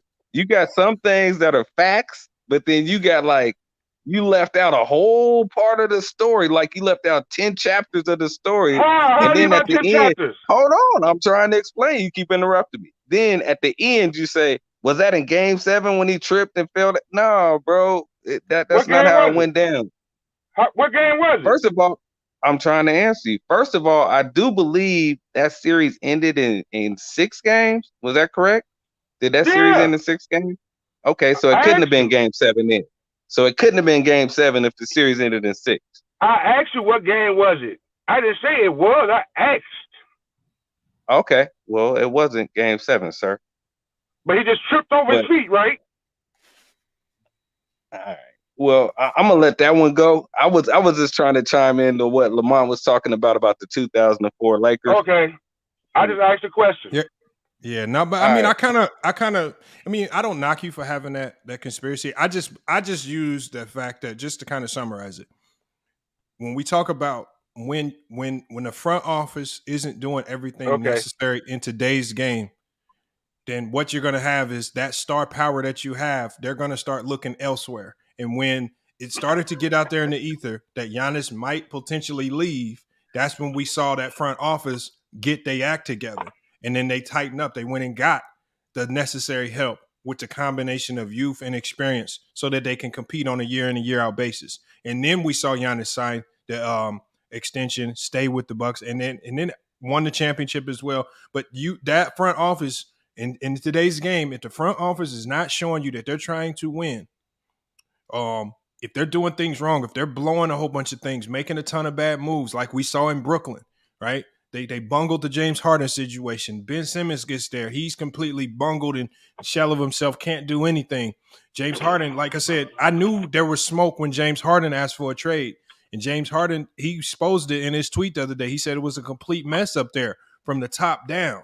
He was talking about the front office. He wasn't really talking about the players. So you got to knock him there. You got to. My thing on that is, why would you change James Harden for Ben Simmons? That was the only trade you can get. Yeah, at that short time period. But I wanted to chime in. That time. I wanted to chime in on what you were talking about the 2004 Lakers and the Pistons. And in my opinion, I think you had a right take on it wasn't Kobe's fault, but I don't blame that on Phil, because I don't think, even though the Lakers went into that series as the favorite, after about 2 games in, Tim Legler was on ESPN talking about the Lakers look extremely slow compared to the Pistons. And a lot of people may or may not remember, but the Game 5 against the Spurs, if Derek Fisher doesn't hit that shot with, I think it was 0.4 tenths of a second in Game 5 against the Spurs, they don't even get there. And Karl Malone was injured. Luck. You see those ads? Like, what I'm saying luck. is, That's right. What I'm saying is, another element of this is luck. That shot was unbelievable luck. And and the fact that they got the call for the shot to be counted in San Antonio. Well, look, check this out. Tim Duncan shot before that was luck. Yeah, that's true. And that's what they said after the game. One lucky Tim shot Duncan for shot another. before that was crazy too. Yeah. But I couldn't believe he hit that, bro. This is no knock on LeBron, but I've seen LeBron James make game winners that were complete luck. Like when I think it was against Orlando when he shot that 3. Yeah, the way he celebrated after he made that 3. He was surprised. He was that went in. Lamar, look, when he shot it, I still remember watching that game live. When he shot it though, I was like, that's good, because I could tell when it leaves somebody's hands, and he was at the top. I was like, yo, that guy. But when he shot it, it did not feel right coming off his hands. Well, it's like he shot. If you shoot threes, anybody that really shoots threes, and you shoot and you hit an off the backboard 3, normally when it leaves your hands, you feel like you clanked it. And when Or he shot 2. So I mean, Kobe hit over Dwayne Wade. That was like, oh man. But I'm saying, when you watch even that shot that you talking about, the way he hit over Dwayne Wade, if you go watch it, you'll look at his follow through. Like the follow through was straight. So whenever I see a follow through go straight, I'd be like, dude, that got a chance. Yeah, that's a good point too. I was just gonna say too. Which one? Which Robert Horry shot wasn't luck. Robert Horry shot wasn't luck. That was Robert Horry he knocked that down. I ain't gonna lie. That shot was on point, but he's talking about what he's talking about is Vlade Divac tipping the ball to Robert like a bounce pass. That's what he's saying. That's what he's saying. When he was trying, what Vlade was trying to do, it's an old Magic Johnson trick where if he get the ball or touch the ball, you knock it to the backcourt and let the time run out. That's what he was trying to do. Yeah, that's exactly what he's trying to do. Correct. Let me just add this point real quick. But Wes, here's the thing: basketball wise, though, only the only the offensive team generally slaps the ball to the backcourt because that's where their guys are already standing. Usually, if you're on defense, you try to snag it, but the worst thing you can do as a defensive team is slap the ball into the backcourt. Yeah, Lamont, but he was trying. He was trying to do what Magic did in '91. They got to stop. And when they was playing Portland, Magic got control of the rebound though, and he threw it to the backcourt to make the time run out. He was trying to do that same thing. I understand it, but it blew up on him. It blew on him on a big time because all he had to do was just get the rebound. That's all he needed to do. And I was sick because I was cheering for Sacramento that year. I was sick. I jumped so high because this is when I was playing. That's when I was playing ball. But then when he hit that shot, I jumped so high. The Ray Allen shot. My head hit the top of the doorway. Bro, that's one of the most heartbreaking losses in NBA history because like Sacramento had that team beat. They were up by as many as 24 points. 24 points, and you couldn't beat the Lakers on your in Staples too. Keep that in mind. They were up 2-1. They were gonna go up 3-1. You put the Lakers in a 3-1 hole. They're not beating Sacramento two times. Yeah, Game 5, Game 7. Fellas, that's what. But this is what I try to tell people. Panel, fellas. The Ray Allen shot.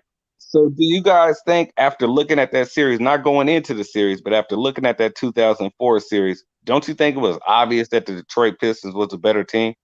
I knew after the first game. No, but you know what though, Wes, and this is where I say one of those elements play in the fact. Just because you have talent doesn't mean you're the better team. And when you talk about that Pistons team, their chemistry, that's why I put chemistry as number one.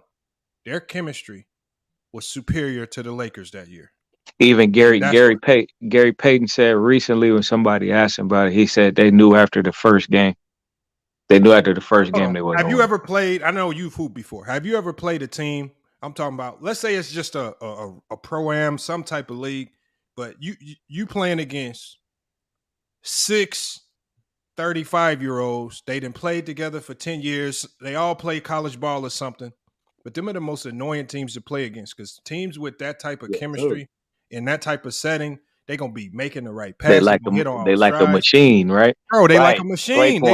And then that's that's why I put chemistry at number one. Chemistry is hard to beat in basketball. And bro, and I'm just telling y'all this, like I said, if anybody's in Indiana, if you in a gym and you see 5 white dudes walk in the gym all at the same time, I said, you better tie your shoes up. You better get ready to play because they're not going to be an easy out.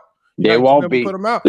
Hey, Lamont, and this is what I couldn't understand when because I've been a Laker fan since the '80s. So when we got Shaq, I was like, oh yeah, that's it. We got Eddie Jones, we got Nick Van Exel, we got this, we got that. I was like, couldn't understand it. Every time they play Utah, Utah will beat the hell out of them. And and I'm gonna explain to you why that's the case. I'll explain you. Can I explain? I'm sorry. Go ahead. No. I didn't say anything. That was somebody else that said that. Oh, okay. The reason why I'll tell you why that's the case is because that Laker team, despite all that talent they had, they just were not cohesive together as a team. And Utah, I don't care what anyone else says. They were a unified team at that period of time where they knew where they were supposed to be. They knew their sets. They knew how to break down the Lakers scheme by making Shaq go outside on the pick and roll and make him defend out there. And they had no answers for that. Well, here goes the other thing too. That was the Dale Harris. That too. But they were the only team. No lie, I was saying this when I was like younger at that time. I was about 15, 16 around this time. But I kept saying, dude, they know how to nullify Shaq. They know how to make him look ordinary, dude. Exactly. But at the end, like I said, y'all, we know what they did because they won, obviously. But to do all the things that you're talking about, to nullify arguably the most dominant player in NBA history, it takes a level of defensive chemistry you cannot miss a beat. Even with them nullifying Shaq was still putting up pretty good numbers. That's the crazy thing about it. So it's not like So that's what I'm saying. To win a championship, so many things have to fall into place perfectly that it's hard for me. At the end of the day, when I'm ranking players, when I'm talking about who's the greatest of all time, it's hard for me to completely hold it against a certain player for not winning enough chips or losing in certain points, because generally, if you go back to certain losses, you can point out an element. Now, I think the only one indictment that you can hold against players, just like we hold it against LeBron in 2011, if that one element happened to be the star player not showing up, then we can indict you for that. But outside of that, it's hard for me to just indict players, because we've seen players from Jerry West to LeBron play extremely great in NBA finals and still lose, to the tune where Jerry West won finals MVP and his team lost. So well, here's the thing. But this is okay. So I get where you're going with it, because I know usually when I hear you talk on your show or other shows, it goes back to LeBron. The only reason why he get the kind of criticism he gets is because, unlike those other players you name, he's picking his teams. No. I think he gets criticism in 2011 because out of all the elements on my list, it was the star power that didn't show up and do his job, which was LeBron James. Right, with the super team. That's why. With a super team. But the thing is, I don't even think people care about super teams, because if you're honest about super teams, you go out through NBA history, super teams have existed throughout NBA history since the beginning. Nobody honestly cares about that. They don't really truly care about it. They bring it up because he was the first player to kind of go somewhere and control his own destiny and convince other guys to go over there with him. I think he gets the flame really held to him because when you got to that championship game, the chemistry was perfect. Coaching was perfect. I mean, even LeBron didn't show up. That's where he gets indicted. But I think people elevate 2011 and try to make it seem like this is how he performed throughout his entire career. And this is what he lost. Every finals that he lost, they try to make it seem like every finals he lost was like 2011 when it wasn't. They all are different. They all have different elements. They all were. Now, here the one that a lot of people I'm hearing a lot lately, where they say he shouldn't get a pass regardless of the talent, is 07, because they're saying he didn't play well in 07. I had to go back and look at that. I didn't know he didn't play well. You know what I'm saying? That's what I hear, he didn't play well. See, yeah, I know. You see, that 07 is ridiculous, because it's one of the most weakest arguments I could ever hear from anyone that could say that. Because I would ask people, okay, who were the starters on that 07 Cavaliers team that made the NBA Finals? I just want you to name at least 2 of the 3 starters. I'm not asking you, but I would ask a hater. Right. And most of the time, they can't even think about it. And then I tell them this, okay, well, do you know that in the summer of 06, when Dan Gilbert and Danny Ferry basically were running the Cleveland Cavaliers, that they had opportunities to sign Ray Allen, Joe Johnson, and Michael Redd, and they strike down on all 3 of those guys? Let me name some of those starters for you. Yeah, go ahead. Larry Hughes. Hold on. Let me name it. Let me try. I think Boobie was a starter. Nope, off the bench. Ilgauskas. Okay, Ilgauskas was a starter. I think Carlos Boozer was a starter. Or maybe it was Drew Gooden. Drew Gooden, because Boozer by that time was already in Utah. But go ahead. Yeah, he was already in Utah. Yeah. Okay. Put it like already this. Wrong then. Put it like this. I do, because I know Lamar know the history of basketball. Like some of the players back then that they knocked today, like that, to try to make them seem like they weren't good. Like just because you don't know them doesn't mean that they were trash. Like Drew Gooden wasn't no all-star, but he wasn't no bum neither. And Ilgauskas was pretty good. I think even in one of those, was an all-star at one time. Yeah, I mean, and him and Sean Kemp made the playoffs in Cleveland before LeBron got there. Before Lamar know about that team too, with Terrell Brandon and Wesley Person and them dudes. It was pretty cool. I don't think you get into the finals if you got a scrub team, bro. Yeah, right. I really don't. So, but here's the thing: if y'all, this be my problem. If people say that team at that time, which was 2007. They talk about how bad that team was, but then when we talk about Kobe at times, and we talk about him in the Western Conference at that time, where you had to win a lot of games to even get in the playoffs, and the squad that he had, niggas talk about him for getting put out in the first round. Yeah, that weakest argument about Kobe is losing to that Phoenix Suns team. It's kind of hard for me to add that. It's kind of hard for me. That's when Kobe was arrogant. He wasn't though. He was just worse. He didn't have no help. He didn't have no help. This dude had Chris Mill. This dude had Chris Mill, Kwame Brown, Smush Parker, Mo Evans, Lamar. Luke Walton. Don't forget Luke Walton. Oh yeah, my boy Luke. That's when Kobe he didn't have nobody, and he's going up against Steve Nash. He's going up against. Look, I'm just gonna read this to you. Let me just read this to you. Sean Merriam. Hold on, let me read it to y'all. I'm gonna read this to y'all. This is why I say it's certain teams that's anomalies, and I mean, so I'm gonna read you these names. Sasha Pavlovich, Drew Gooden, who was obviously a little bit older, Larry Hughes, Ilgauskas, Vera Zhao, Boobie Gibson, Danielle Marshall, Damon Jones, Eric Snow, Ira Newble, and Scott Pollard. That's not a bad team. It ain't. No. I'm not saying it's a bad team, but it wouldn't surprise me if you remove LeBron from that team and you replace him with somebody else that is a lottery team. Really? I agree. No, I don't think that's so. the problem. I disagree. I agree. But who would be the player? But hold on, Lamont. Who would be the player you replace him with? So what I'm saying is like, okay, so obviously we know let's go through my list of criteria. And the one thing I talked about is the solid balance of a solid balance of experience and youth. And when you look to that team, man, I mean, I just think they didn't have a true number two. Yes, they did. They didn't have Larry Hughes. They didn't have a number two. Yes, they did. Ilgauskas was a number 3. He's not really a number 2. Ilgauskas is a number 3, I would say. The other guard. Was it Hughes? Larry Hughes, right? Yes. You have to get Larry Hughes off. I wouldn't call Larry Hughes a true number 2. You have to get him off. Pause.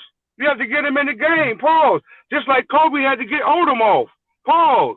You got to get them started. Okay, but hold on, but hold on, but George Henderson, if Larry Hughes, if they weren't able to get him playing up to like let's see what he did in the 07 finals, right? Because a lot of people, I don't know, but he got a big contract from the Wizards. Hold on. A lot of people don't like to talk about the fact that in the 07 finals, Larry Hughes only played 2 games.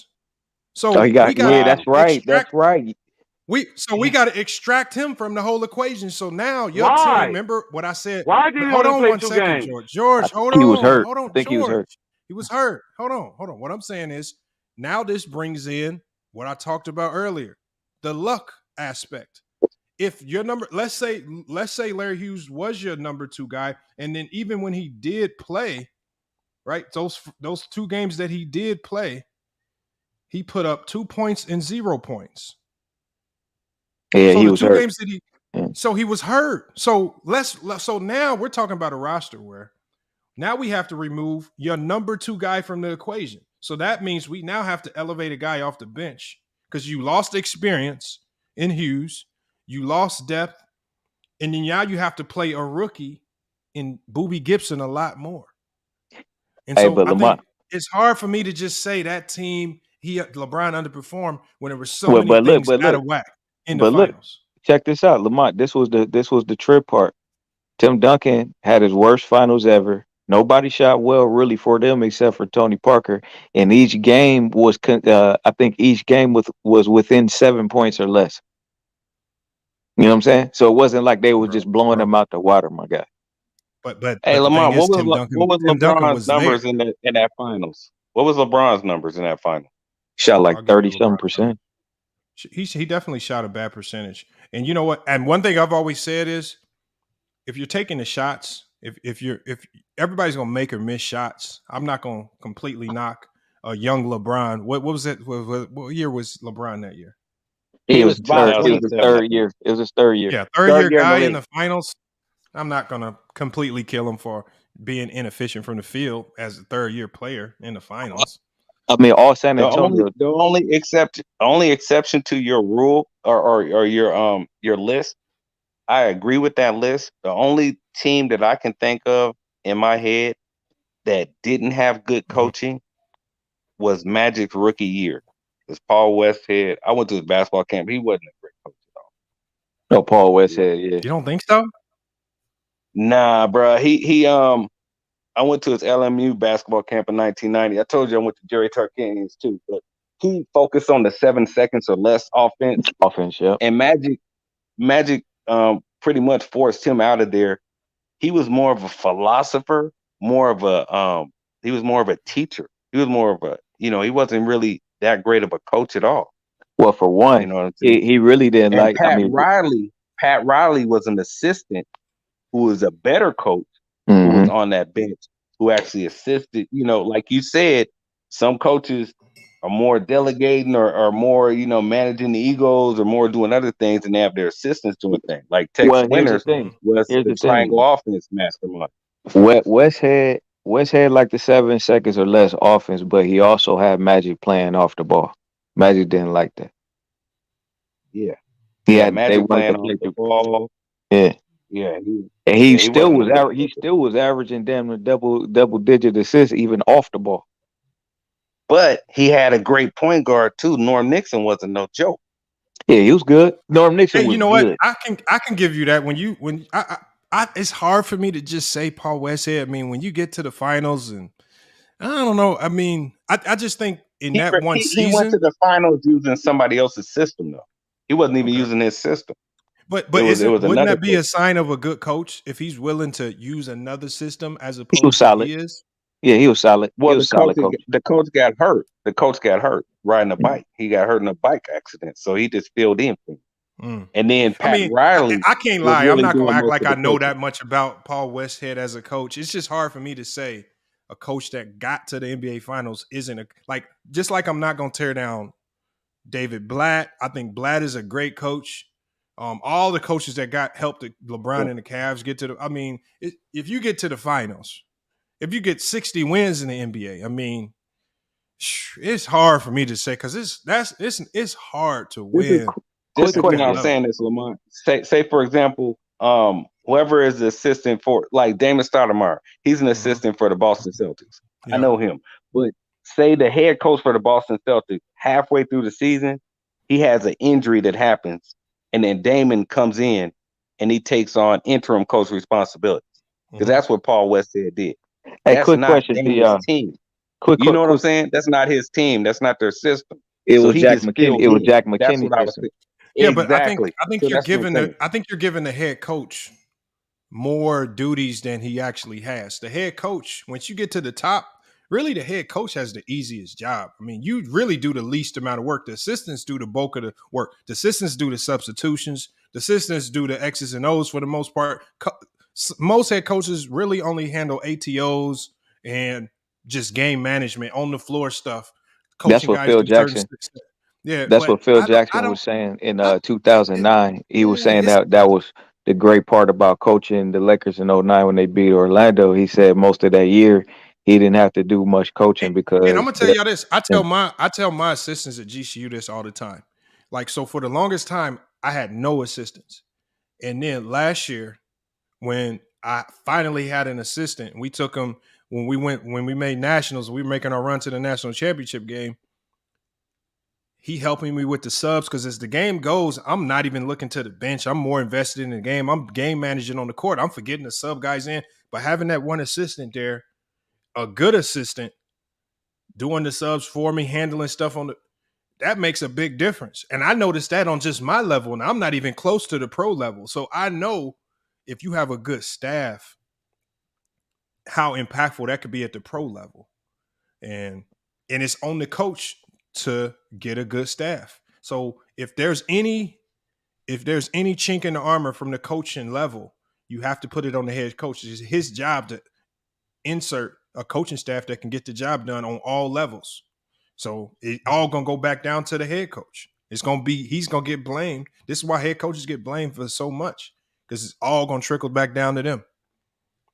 Yeah, I agree with that. Because I always looked at it like Dale Harris, he was a solid coach. He wasn't a bad coach, but I thought the coaches that he had behind him, his assistants weren't that good. Like, I mean, Larry Drew when he was younger, and I think he even had like Michael Cooper and some others. They weren't that. Let me give a quick shout out real quick. Let me give a shout out. Salute to Herm in the Cash App. Herm says D Wade was a top 10 MVP player in 2012. Salute to King David in the Cash App. He says for Brian sexuals care about stats more than winning. Salute to King David. And then salute to J-Mar. J-Mar always supporting heavy. He says for 90% of NBA champs made trades to win it all. He said that's a fact. And J-Mar's always coming through heavy with the facts as well. Salute to those three, man. Herm, King David, and J-Mar coming through supporting the channel in the Cash App today, man. Appreciate it. Not to this extent, though. It's getting ridiculous now. Yeah. But the thing is, as we just saw this year, I mean, players don't always get what they want. It's even star players. Yeah. Star players. Like Damian Lillard has been calling for the Blazers to trade for Draymond Green for like the last 4 years. It ain't happened. Well, it depends on where you are. What you mean? Like for example, if let's say Damian was in a big market type of team or something like that, I think they would have a better chance of getting those kind of players. Hey, but that's also that also goes into the luck factor. If you're not in the right market, it's gonna be hard for you to get certain players. Yeah, it's gonna hard. Yeah, I absolutely. feel like the Blazers have one of the worst front offices in the history. Oh my God, I don't want to talk about it, man. Nah, you know what though? When I watched them give away Norman Powell and Robert Covington for nothing, yeah, and I'm like, no, just the pure fact that you passed on Michael Jordan and Kevin Durant, and you got Sam Bowie, and then you turn around and got Greg Oden. You got to understand though the context even back then. See, back then, now you look at the finished product, you can say that, but back then it was a big man's league. There was no team that to say that. Yep, I know. So but they already had guys. There, I was living in Portland at the time. But I can't not. But here's the problem: the Blazers had so many people credible telling them, "Y'all draft Michael Jordan."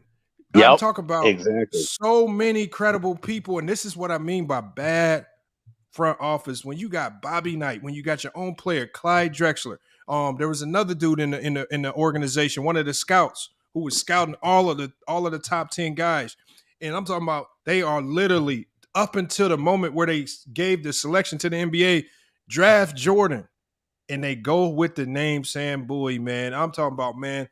That is a sign of a bad organization when you're not listening to the people that know basketball, including your own superstar. Well, look. But whoever made the decide and vote on to do Paul it. Allen. I forget. I think it was Paul Allen. It was somebody. I'm not sure if Paul let's Allen say it was him. Let's say it was him. I forgot who it was. It was somebody. Let's say it was him, right? But they had their eyes set. They really thought they were going to win that coin flip and get Akeem Olajuwon. Yeah, the second part is just passing up on Kevin Durant and picking Greg Oden. Yeah. And that was just ridiculous. Especially since he showed knee issues at Ohio State. But look, but that's what I'm saying. Whoever made the deciding vote had to be thinking about Kareem, had to be thinking about the other big men. That's probably Robert what Parrish. Yeah, all of them. Moses Malone. That's what they was thinking about. Hey, but you know what? Sam Bowie already had injuries in college, and so did Greg Oden. So when you go, so when you fast forward to the Greg Oden, Kevin Durant, you looking at it like everybody's saying Kevin Durant when he had a workout with the Blazers front office said we've never seen a workout that good, and they still pick Greg Oden. But listen to what Brandon Roy said though, because I don't know if they necessarily made the wrong pick with Greg Oden. Brandon Roy said, when healthy, he says we were unbeatable. He says when Greg Oden was healthy, we were unbeatable. I think the luck factor kicks in. The luck factor kicks in. He got injured, and so it was bad luck. But if he stays healthy, a lot of people felt that they were champs. I was there at the time. I was there at the time, and they were not champs, bro. I felt like hold on. I can attest to that.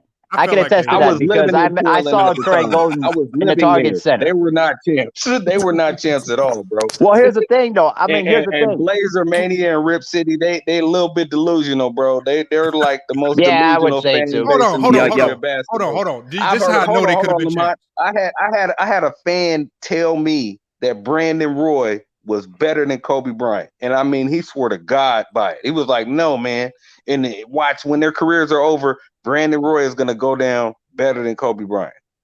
Hey, I'm gonna tell you. In today's era, like people will for sure try to will anybody better than Kobe. Hey, that Blazer team, and like y'all know that I love going to the NBA 2K. Yeah. Look, with Greg Oden, Brandon Roy, Rudy Fernandez, Nicholas Batum, Travis Outlaw. Boy, I'm talking about they was a cheat code. Did they have Aldridge? Did they have Aldridge yet? They was a cheat code.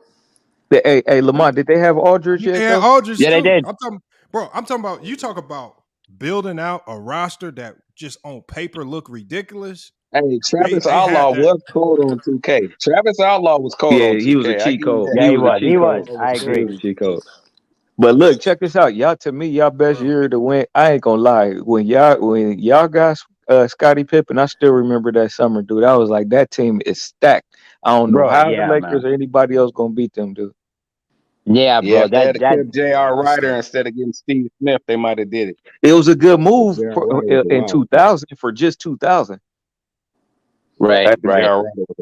I will say this though too. I remember when I was in the Target Center. This was during the time when Greg Oden was, was still healthy before the knee injuries were done. And I said to myself, my God, he had like I think in limited playing time, he had like 20 points and 10 rebounds. I'm not sure, but I said to myself, man, if this man can stay healthy long term with the talent they had, and especially with Brandon Roy that was coming into his prime, bro, the league was going to be in trouble. Look, but it was just bad luck. Any of y'all that guy, if he was a Portland fan, he know, man, y'all the one team for like a 2-game stretch, y'all had Shaq locked up. Oh yeah. Yeah, that nigga was like, y'all could sit up and talk. Yeah, it's funny that y'all always bring up the first year that the Lakers won and talk about the finals, but you don't talk about Shaq getting strapped up. That was true because the thing is, Shaq was the main focus of the team. But by the Blazers, bro, the Blazers had all the best defensive bigs on their team. They had, at one point in time, they had Dale Davis, Brian Grant. I'm talking about every good Rasheed. I mean, they was getting some. Sabonis. But don't forget they had weak Sabonis. He was horrible defensively. But they had help. But look, because of this, because when they got because Shaq used to abuse Sabonis 97 and 98. He would abuse him. But what happened was when they got Pippen in 2000, they changed Mike Dudley changed the defensive scheme and made Scotty a roamer off of Ron Harper, so he will follow the ball on each side. I got a cash out for y'all. King David, man. King David comes through again, man. He says LeBron James couldn't hold Kobe Bryant's jockstrap.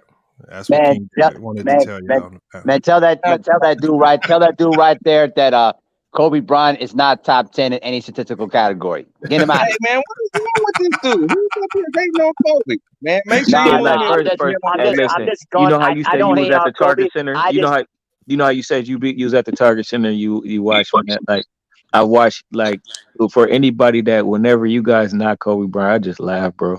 Like I seen the dude. Too much of the dude to know that there is not 10 players better than that dude. Stop it.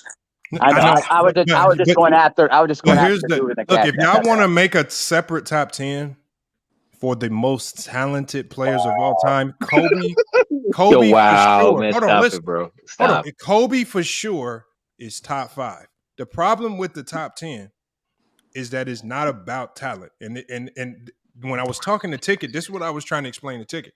I said, for some people's top 10 list, it's about what you made of that talent with regards to collecting accolades, accomplishments, your impact on winning championships, all those things. And not the most talented players in NBA history. Like when you look at most people, like when I look at Magic Johnson, y'all, he's one of the greatest players of all time. he is not the most skilled player. If we did a list of the most skilled, I would struggle putting Magic in the top 10. Well, here's the thing. Bird would be in the top 10. Wait. Lamont, Wait. Stop. Hold on. Wow. If you said, hold on. If you said the most athletic, I agree with you. But Magic was pretty skilled, my guy.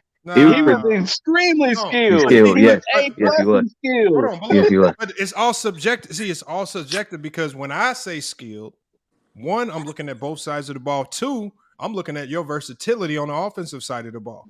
But he was versatile. Outside of playmaking, there was just not a ton of versatility. No, that's not true. Okay, hold on. Hold on. Let me rebuttal that. Please let me rebuttal that. Hold on. I'm gonna let you rebuttal in a minute. Okay, so you're saying Magic is more skilled than Tracy McGrady? No, hold on. Please let me rebuttal that. Okay, go ahead.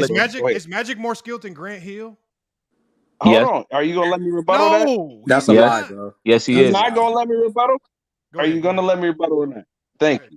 Okay, so Magic's post game was better than Grant Hill. Magic had a A+ hook shot, right hand or left hand. His post game was slightly hold above on. average. You said you're gonna let me. Oh, he was more than slightly above average. It was more than average. He had a ridiculous drop step. No, he used to shoot. Yes, he did. Yes, he did. And it wasn't just on guards. They used to play Magic with forwards. Hold on. Let's not. And he shot high from the free throw line. Let me ask you. Let's just do this. Now you're gonna cut me off, bro. No. Cut me off. No, what I'm doing, I'm going to progress it along. What I'm saying is this right here. We know Magic had a better career than a lot of the guys that I'm about to say. But could you honestly, gun to your head, would you honestly say that Magic is more skilled than players like Grant Hill and Tracy McGrady? Yes, sir. He was. Yes, sir. He was. Yes, sir. No. Yes, sir. Dude, it's funny. Yes, hey, Lamont. sir. Hey, Lamont. Yes, Lamont. Hey, Lamont. Hold on. Yes, sir. Because you ain't heard the story even about Robert Ory when he said he went and had a workout with the Lakers before he was drafted by Houston. Bro. Did you hear about that story? Bro, I've heard the story. Okay. But he basically, in short, was talking about how skilled Magic Johnson was. You go look at the reason why the Lakers stayed relevant. Magic wasn't skilled. I'm saying he's not as skilled. Thank you, Percy Bedford. Percy Bedford just said, Wild Wild West is telling the truth. Magic was very skilled. He was very skilled, bro. Look, y'all, hold on, y'all. Look, I'm not saying Magic wasn't skilled. But if we're doing a list, if I did a list, his first year he was athletic. If I did a list of the most skilled players in NBA history, I would struggle to put Magic in that top 10. Now, would Magic be in the top 20? Maybe. But at the end of the day, it's just most skilled. Wow. Hey, do you, hold on. First of all, I can give you Larry Bird. Do you think Magic was more skilled than Scottie Pippen offensively? Tracy McGrady, do you think Magic was more skilled than Scottie Pippen? I can give you a list of players. How can you say the man is not skilled and he played all 5 positions? Hold on, I didn't say point guard. Wait, come on, man. Like, what are we talking about? Hold on, y'all. Hold on. I'm not saying he's not skilled. Hey, Lamont, I got to go catch the Super Bowl. But you guys, I'm about to shut it down because I got to watch the Super Bowl too. But no, what I'm saying is this: if it's not about what you did in your career, if you take away his achievements, all that stuff, and you just go player for player, bro, Magic's not more skilled than Grant Hill. He's not more skilled than Jordan. He's not more skilled than LeBron. He is more skilled than LeBron. That's a lie. Are you serious, bro? Yes. Are you serious, bro? I don't know, man. That's a stretch. I don't know. Look. Okay, watch this. Watch this. Hold on. Stop. Watch this. Okay. Who had a better post game, Magic or LeBron? LeBron. LeBron is 275, 6'8". I don't care what he is. He ain't no post player. Higher field goal percentage. No. That he's not a better post player than Magic Johnson. He scores better at the rim. No, stop it.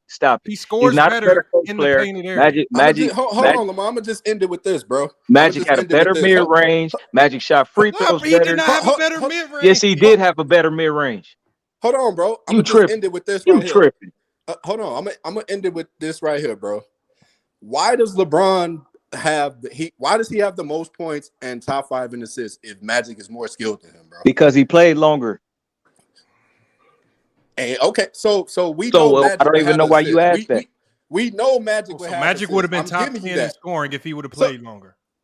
If he had to play 20 years, we don't know. We don't know. Score more than LeBron. But put it like this: if you look at Magic, if you look at Magic, hold up, stop.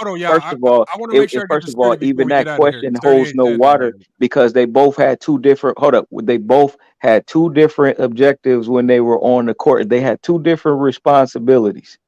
But you just said LeBron had all of the responsibility. No, stop it, and that's why. Yeah, and a lot of times it led to losing. You're not going to be honest time in it this led to losing. Come on, bro. So a lot of time it led to losing. Magic had to do all the scoring. That's like saying Luka Doncic is better than everybody. Luka Doncic's more skilled than Magic. What are we talking about here? Yeah, I don't understand the fact that you said LeBron got a better. Can we let H30 talk this time? He has even sitting on the sidelines all day long. Let him speak, man. This nigga said LeBron got a post game. What you got on this, 30? Salute everybody. I like in these conversations, right, in regards to who's the most skilled, no one ever refers to the definition of skill. Like it's simple. The definition of skill means the ability to do something well. So if you saying a player is more skilled than other player, you're literally saying this player can do more things well than the other player. Exactly. Second thing, when people say this guy isn't as skilled as the other player, that don't mean they're automatically better. In basketball, it takes way more than just skill to be better than another player. It takes way more than just talent to be better than another player. It takes more than just athleticism to be better than another player. It's a combination of various things. So, but when you break it down, categorize it in certain aspects, not a disrespect if you're being accurate. So, yes. When Lamont says Magic Johnson is skilled, which y'all keep glancing over for some strange reason, but he might not be as skilled as some of the most versatile players we've ever seen in NBA, that's not a detriment to Magic. That's just being accurate. Inaccurate. Now, that's not disrespectful. Now, what I'm about to say might be disrespectful to a lot of people, but it's the truth. That man's the most overrated. He's up there. He's the most overrated great player I ever seen get ranked. Consistently, for some strange reason, every time I ask, I don't get a consistent or a logical answer. Why is Magic Johnson is consistent top 5 all time? And it don't make any sense because unless you're doing your top 5 by positions only, it don't make any sense if you compare him to all the all-time greats. Why he's top 5 doesn't make any sense. And that's in that regards to Lamont's criteria early in the stream in regards to like winning. I do agree with you, Lamont. All 10 of those things that you listed early in the stream, majority of the time you have to have those things to win a championship. Period. That's why as we don't play honestly from the casual fan to the most student of the game. You don't judge players or whether or not they win or lose. You judge them on their amount of contribution to it, their impact, their production, their consistency. You don't just go off winning because if you did, your list would be different. Exactly. And I'm just summing up with this. Lamont, I think you also missed one thing. It could be a blend of like 3 of the things on the list, but I think the one thing you did miss is matchups. We talked about a few streams ago. Like, if some championship runs, you have a favorite matchup. Magic, dude. Like, for example, the 83 Sixers, right? They didn't go against the Celtics.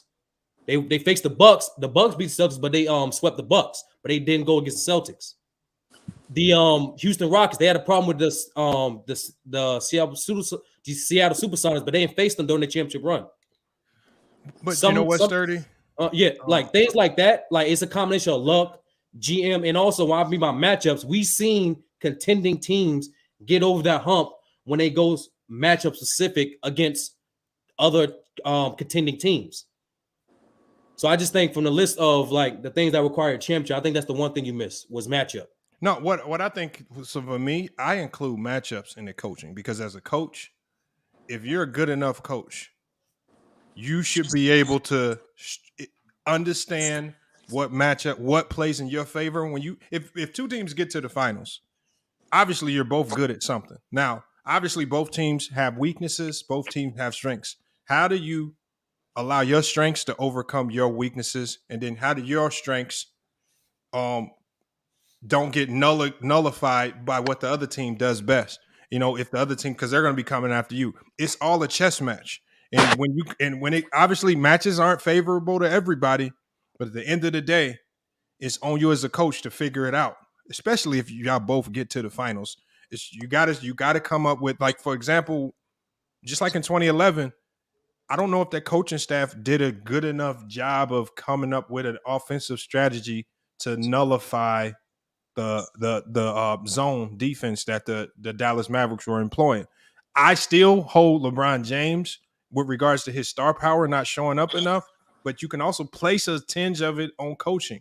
That maybe they didn't do enough there. But I think that's what I'm saying, Lamont. Like I think it's a blend of abundance of things, but like sometimes your matchup, it comes down to your personnel. That's why I'm saying it could be a mixture of front office, coaching, as well as luck. Because in my opinion, the only way the 76ers get out the East this year, if they avoid the Celtics. That's a matchup problem for them. It's the same thing for the Clippers. They cannot get out the West. The only way they get out the West is they avoid the Nuggets because they don't have the personnel to stop that matchup. And I'm gonna drop the link for Danny Mac. Danny Mac, you made a very interesting comment. I don't want nobody on the panel to answer it, but Danny Mac, I want you to hit the link and please explain to everybody on the panel why LeBron James is a terrible defender. I want you to come explain it, and I'll give you opportunity to come on. And like I said, I'm gonna mute everybody. I'll be mute myself. We'll put you on the big screen. So you can just talk to us and just educate us on defense, man, and let us know why LeBron is a terrible defender. I can't wait to hear that. But let me say, I was on the gross magic, man. But go ahead. Yeah. I was just going to say in relation to what Ray Sturdy is saying too. You know, the thing what people have to understand is that when going back to the topic at hand here, you have to have a strong organization that has the vision and have the people around the organization to scout these players and understand what their strengths at, what can they do for our team to get us to that goal of a championship. And more importantly to that, you have to have the superstars that are willing to buy in to what the coaching staff needs from them to make the team run and become successful. That's why I always say that the Lakers, even though they've been bad a lot of the times, they still have one of the greatest organizations in sports because they've always had excellent scouts and executives that can do the job of finding the best talent out there to complement the superstars. Same with the Boston Celtics. Those are the two all-time great examples. And when you're going to go to the NFL, recently the New England Patriots, San Francisco 49ers, and then before Jerry Jones lost his mind and fired Jimmy Johnson, it was the Dallas Cowboys. So it ties into everything. Organizations have to have the structural stability and the smarts to figure out what they try to do to win the championship. That's all I'm trying to say. That's a fact, Mahari. Real quick, Mahari, where you got Magic rank all the time? Ooh, I you know what? I struggle with this because before I used to have him top 5, but because of how basketball has changed now and the criteria have changed, I would say he's still top 10, top 20. He's a top 10, top 20 player in my view. I mean, I can name a bunch of players that are better than Magic Johnson. And it's nothing to do about with winning. I just look at him like skill wise and what he contributes, but what his weaknesses are. And I can compare it to another great player and say that player is much better than him, but he doesn't have the accomplishments that Magic has. So I think with Magic, the one thing that, I mean, because of his impact towards winning was so great. Yep. It's hard to disconnect him from the championships, and he has the accolades to back it. That's what throws it off, because again, if you're just going off pure skill, he is not the most skilled player. He just did so much with his talent. With the talent that he had, the skill sets that he were great in, he made them so impactful that it's hard to deny his greatness. But that's like I said, as a skilled athlete, I don't consider him extremely skilled. Well, but he did win MVPs too, so I give him credit for that. And but I'm saying he should have got a third one, but I give him the same. Yeah, but in terms of his skill set, I mean, Jordan's better than Magic, Pippen's better than Magic, Bryant's better than Magic, and even LeBron's better than Magic. Oh, hold on, Cuba has a good one right here. Giannis is more skilled than Magic. Yeah. You know what? I wouldn't disagree. When you go off just the definition is your ability to do something well. So if I do more things well, I'm more skilled than you. Period. Yeah. That's it. I mean, it's that simple. I know it's hard for people to swallow because but we're not saying Giannis is ranked higher than Magic on the all-time list. We know there's more context to that. But if you're just going off skill, there's a ton of players more skilled than Magic. Magic just did more with less talent, just like I say about Draymond. He did a ton with less talent. Lamar, let me give an olive branch to the Magic fans out there. All right, yeah, he's a top 5 offensive player of all time. Can't deny that. He, honestly, top 10, top 15 most impactful player towards winning. Really, top 10 in NBA history. Can't take that away from him. But my whole thing is just the top 5 placement because he don't have a top 5 longevity. He doesn't have a top 5 peak. He don't have top 5 accolades. And it's weird. Like it's strictly because he optimized the situation and he should have on the Lakers. That's the main reason why people put him at top 5. Unless you're doing it. The only criteria that justify his position top 5. I'm just strictly saying top 5 because that's his consensus spot. For some strange reason, is because if you're doing it by position, him being the greatest point guard, you can justify that. But as an overall player, comparing everybody, nah. But you know what? But you know, hey, Sturdy, here's the other thing. But you know what the other thing too? Hey, I was going on to watch the Super Bowl. Hold on, let me finish first. Let me get to my point. Hold on. Let me cook, and then I'll let you cook. Listen, I was gonna say that the reason why many people have him say top 5 was because he was heavily marketed during the 80s. Remember, the NBA. No, I'm serious. Because here's the deal. The NBA at that time during the 70s was trash because the thing was not many people were interested in NBA basketball. No, hold on. I'm talking about in terms of where the NBA was economically at the time. I'm not talking about the talent. I'm not talking about the teams. I'm talking about where the NBA it was before Magic and Bird came into the NBA and pretty much brought the popularity back. What are your qualifications to downplay Magic like this, sir? Hold on.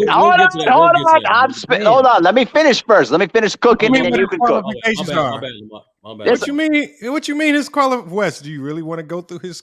Hold on. Because my qualifications are 100, bro. Everything I've said has always been 100. Even though you tried to downplay, you don't want to go there, my man. You don't want to go there. Usurp yours, man. It's not even close, bro. I'm asking. You don't even know what my qualifications are, Lamar. But I know what his are. I know what Mahari is. All right, so how can you say usurp mine if you don't know what mine are? Hold on, Lamar. Before we get into that, we always roast West. We gonna get to that, bro. I promise. Hold on, but Mahari, real quick, I will agree with you on his advertisement. But the problem is just how it's a consensus that Magic is a top 5 for some strange reason. There's an average. There's an average. I did this research myself and study myself. There's an average of 3.5 place position space between him and Bird. The guy that's better than him, who got just as much accolades as him, whose impact on winning is not that far from him, and longevity is nearly the same as him in the same era. So it's like, why is he top 5, right? And the gap is always this consensus 3 to 4 spaces in between. It don't compute. I think because head to head he beat him more times than when you say that. Like you saying Larry Bird. Are you saying Larry Bird is overall better than him, right? No. What I'm saying is it's a fact that he's just better than him. That's number 1. Number 2, and when you say head to head, we don't do that. We don't do that because hold on. Because Jordan has a losing record against Bird, but he's greater than Bird. Jordan has a losing record against Isaiah, but he's better than Isaiah. LeBron has a losing record against Curry, but he's better than Curry. It's common sense. You know what I'm saying? So it's like people don't want to accept the fact that he's not what he's advertised at. Okay, so Sturdy is Wilt better than Bill Russell? Better? That's a good one. Wilt is more by your criteria, by what you said, because Wilt. Hold on, don't interrupt me, Lamont. I'm asking Sturdy a question. He's a grown man. Let it speak. Let Sturdy handle this. Let Sturdy handle it. Like I said, Wilt by your criteria that you just said, Wilt used to dominate. He used to dominate Bill Russell, but wins, Bill Russell got more wins. So please, yes, sir. Please answer the question. All right. So number one, I never gave my criteria. Number two, to answer your question specifically, Wilt is better than Wilt. Wilt is better than Russell, but Russell is greater than Wilt. Oh, you said the same thing about Jordan and LeBron. All right, man. All right, so let me know when I can respond about Magic, and let's get into these qualifications if you guys want to. You can try. Go ahead. I'll let you speak first, politely. Go ahead. No. Please tell me your qualifications. Have you seen Magic play in real life, sir? No, because I was not born in the 80s. Come on, man. Okay. Well, I was born in the 70s, and I've seen Magic play in real life multiple times. I've seen him play in the UNLV versus Michigan State alumni game. I've seen him play in Portland at the Moda Center. Then it was the Rose Garden, and I also seen him play in a preseason game at the Thomas and Mack Center. So I've seen Magic play 3. How is that different? Hold on. Are you gonna interrupt me, or are you gonna let me talk? Leave him alone. Leave him alone. Are you gonna interrupt me? Or you gonna let me talk? No. I'm telling him to leave him alone. Hang on. Let him speak. Just let him speak. Go ahead. Okay. So I've seen Magic play in real life. Now, those who have been to real life basketball games and seen it in the arena know that you see much more in real life than what you see on TV. No, you can see a lot more. No, you don't. That is a lie. No, I'm sorry, Wes. I was going to lie. Oh, man. As a person that been, hold on, bro. As a person, there's a reason why you see more on TV than when you see a game in real life. Wes, let me give you a glimpse of my qualifications. All right, as a person who not only played, as a person who not only played and visualized and filmed at different levels of different sports. Trust me, bro. You get way more of the game from multiple different angles from your TV. I've been going to NBA games since the 80s and watching this since the 70s. What are you talking about? When you watch an NBA game on floor level, there's so much you cannot see.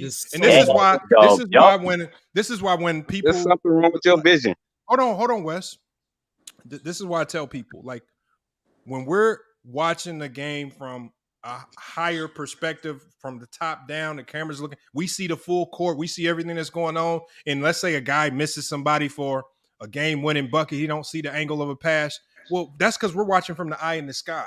We see different stuff that they might miss. But when you're on floor level, when you're especially if you're on the same level the player, it's so easy to miss so many things because the game is going so fast. On TV, it looks slower on TV than it's actually happening on the floor. You get on that floor, there's no normal player that could just get out there and keep up with the pace of NBA players. It's going super fast. So again, you don't see as much from the floor. This is why people go back and watch film. And then when you watch film, you don't watch it from a floor level, that you watch it from an angle that's higher up so you can see everything. So you can see where the defense broke down. So you can see what other teams are running. You miss a lot more from eye level. That's not true, bro. Every coach at every level, amateur, pro, college, it don't matter. That's why there's film studies. Film studies always from different angles, optimal angle, the right angle, different angles you cannot simply see due to the speed of the game and the fact that if you in person, bro, there's other things you paying attention to as well. Yep. And also one more thing. Yeah, but one more thing too. I want to show you my qualifications. And Lamont, you know where I'm going with this. Watch this. There you go. That's my qualification, big time. This is an SP award in 2017 for my work, for my basketball work in Special Olympics. Trust me, bro. I know basketball work in Special Olympics. You don't have that. Now I'm asking a question. Can I ask him a question? And I can bust you up on a basketball court. Believe that. No, you can't. But go ahead. You said you have SP for Special Olympics in basketball? Yeah, absolutely, bro. And the other thing too is that I study the game of basketball what does that mean? How does that mean you know more about the game of basketball than me? Hold on. Let me tell you something. I study the game of basketball by watching old tapes and watching game film too. And I pause it up too to see what's going on the action as well.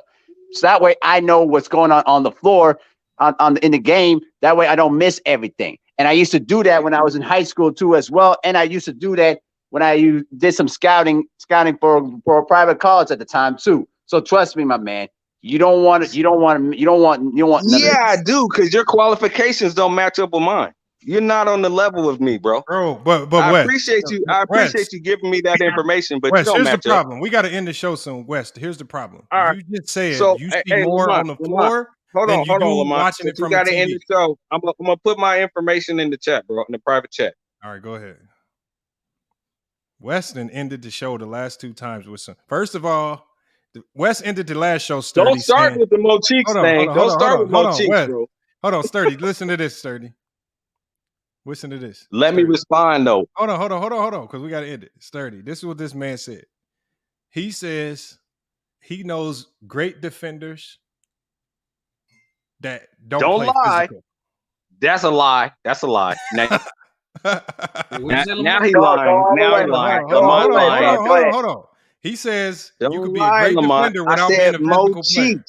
I said Mo Cheeks, Lamont. Don't lie on me, bro. Hold on. Wes, at least let me hear him out, man. Dang. Okay, so let me hear him. Let him hear me. Wes, why you got to do so much talking if I'm wrong? Just let me say. Because you keep lying on me, bro. Hold on, Sturdy. He said you could be a great defender without being a physical player. Please explain how that is possible in the game of basketball. Are you gonna let me explain? No, I'm asking Sturdy to give his thoughts on it. Oh, so you're gonna let it Sturdy talk for me? You ain't gonna let me talk for myself? No, I'm just asking Sturdy. I'm not going to explain for you. I'm just trying to. Before you give your explanation, I'm just trying to think of like a logical. Go ahead. Way you can get to that conclusion without. He says Maurice Cheeks wasn't a physical defender. What? That's what I What? What the audacity, bro? Let me know when I can speak, bro. All right, bro. All right, defend yourself. Go ahead. Go ahead, bro, man. Thank you. So Maurice Cheeks played his own style of defense, what was based off of anticipation, speed, and when someone like Gary Payton beats you to the spot, he beats you to the spot to chest up.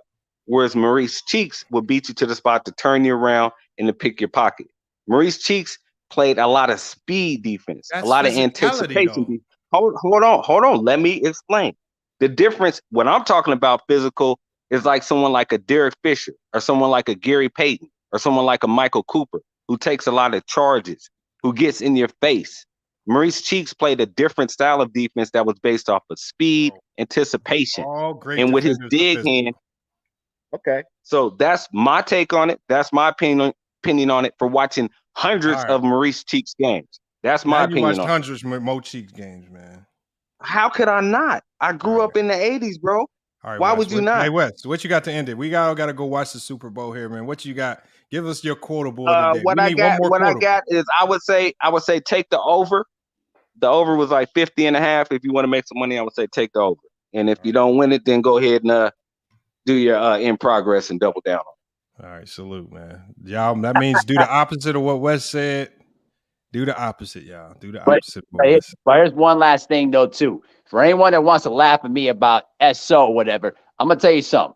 There are a lot of people in that SO circuit internationally that could bust you up on the basketball hardware. I dare you to say that to their faces. I dare you. You know, I respect it. I ain't going to lie. I respect it. I don't even know what SO is. I don't even know what you're talking about. Special Olympics. Yeah, and there are a lot of people in the Special Olympics circuit in basketball that are far more skilled, and they would dare you to say I played college basketball. Even in college basketball, there are a lot of SO players that are more skilled than college basketball players themselves. Okay, sir. So tell me who's in Special Olympics in the NBA, sir. Hold on, Wes. We don't have time. We don't have time for that, but we could discuss it. Hey, well, lock me in, Lamont. Lock me in, bro. All right, man. All right, hold on. Please, y'all. Are you doing Are you doing Super Bowl post game?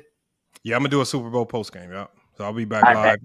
Hopefully, it's great show, fellas. Y'all if it's a trash game, I'm not. If it's a great show, but more than likely, I'm doing the Super Bowl post game. You want to do it anyway, bro. Yeah, I got you. All right, man. Y'all enjoy the Super Bowl, man. See y'all later. All right, man. All right, salute. peace out, Sturdy. Peace out, SO guy and Lamont. Oh man, come on, man. Don't disrespect it. All right, man. Salute, man. Y'all good show, man. Appreciate y'all pulling up, man. I know it was a stream, only about 2 hours and 30 minutes, but I don't want nobody missing no aspects of the Super Bowl. Y'all got to get your food and stuff together, whatnot. Kirk Royce says, give a big salute to Mahar. God bless everyone. I love Special Olympics. Facts. Like I said, man, like I said, the one thing you got to do about basketball is the one thing I appreciate all levels of basketball from the hold on, my camera just froze. Yeah, you got to appreciate all levels of basketball. It takes a level of greatness to be great on any level. And to walk away from any level of basketball with an achievement like a ESPY award, man, come on, man. Y'all got to stop hating, man. Cuba said, I'm already grubbing. Hey, y'all, well, look, hopefully y'all enjoy the game, man. Salute to SFM. I see y'all in there. Jared Thomas, I see you in here. Kirk Royce, glad to see you back as well, man. Hopefully it's a good game. Like I said, two teams with some really good offenses. Hopefully the defenses don't win the day. So I expect to see a high scoring game. I have a funny feeling though, y'all. My prediction, I have a funny feeling the way the Eagles been looking, I have a funny feeling the Eagles are going to pull this one off. All right. I have a weird feeling that the Eagles will take this one out. Will I be surprised if Kansas City wins? No. But, man, the Eagles just looked like a more physical team. To me, they look a little bit faster. And it almost looks like Kansas City is just a finesse. But I don't know, man. Like I said, I don't know much about football. That's just me. My optics of the game aren't like some of y'all. So we'll come back. Cuba says he hates the Eagles as well. We'll just see. We just got to see y'all. But, I mean, hope y'all enjoyed the game. Hope y'all enjoyed the stream today.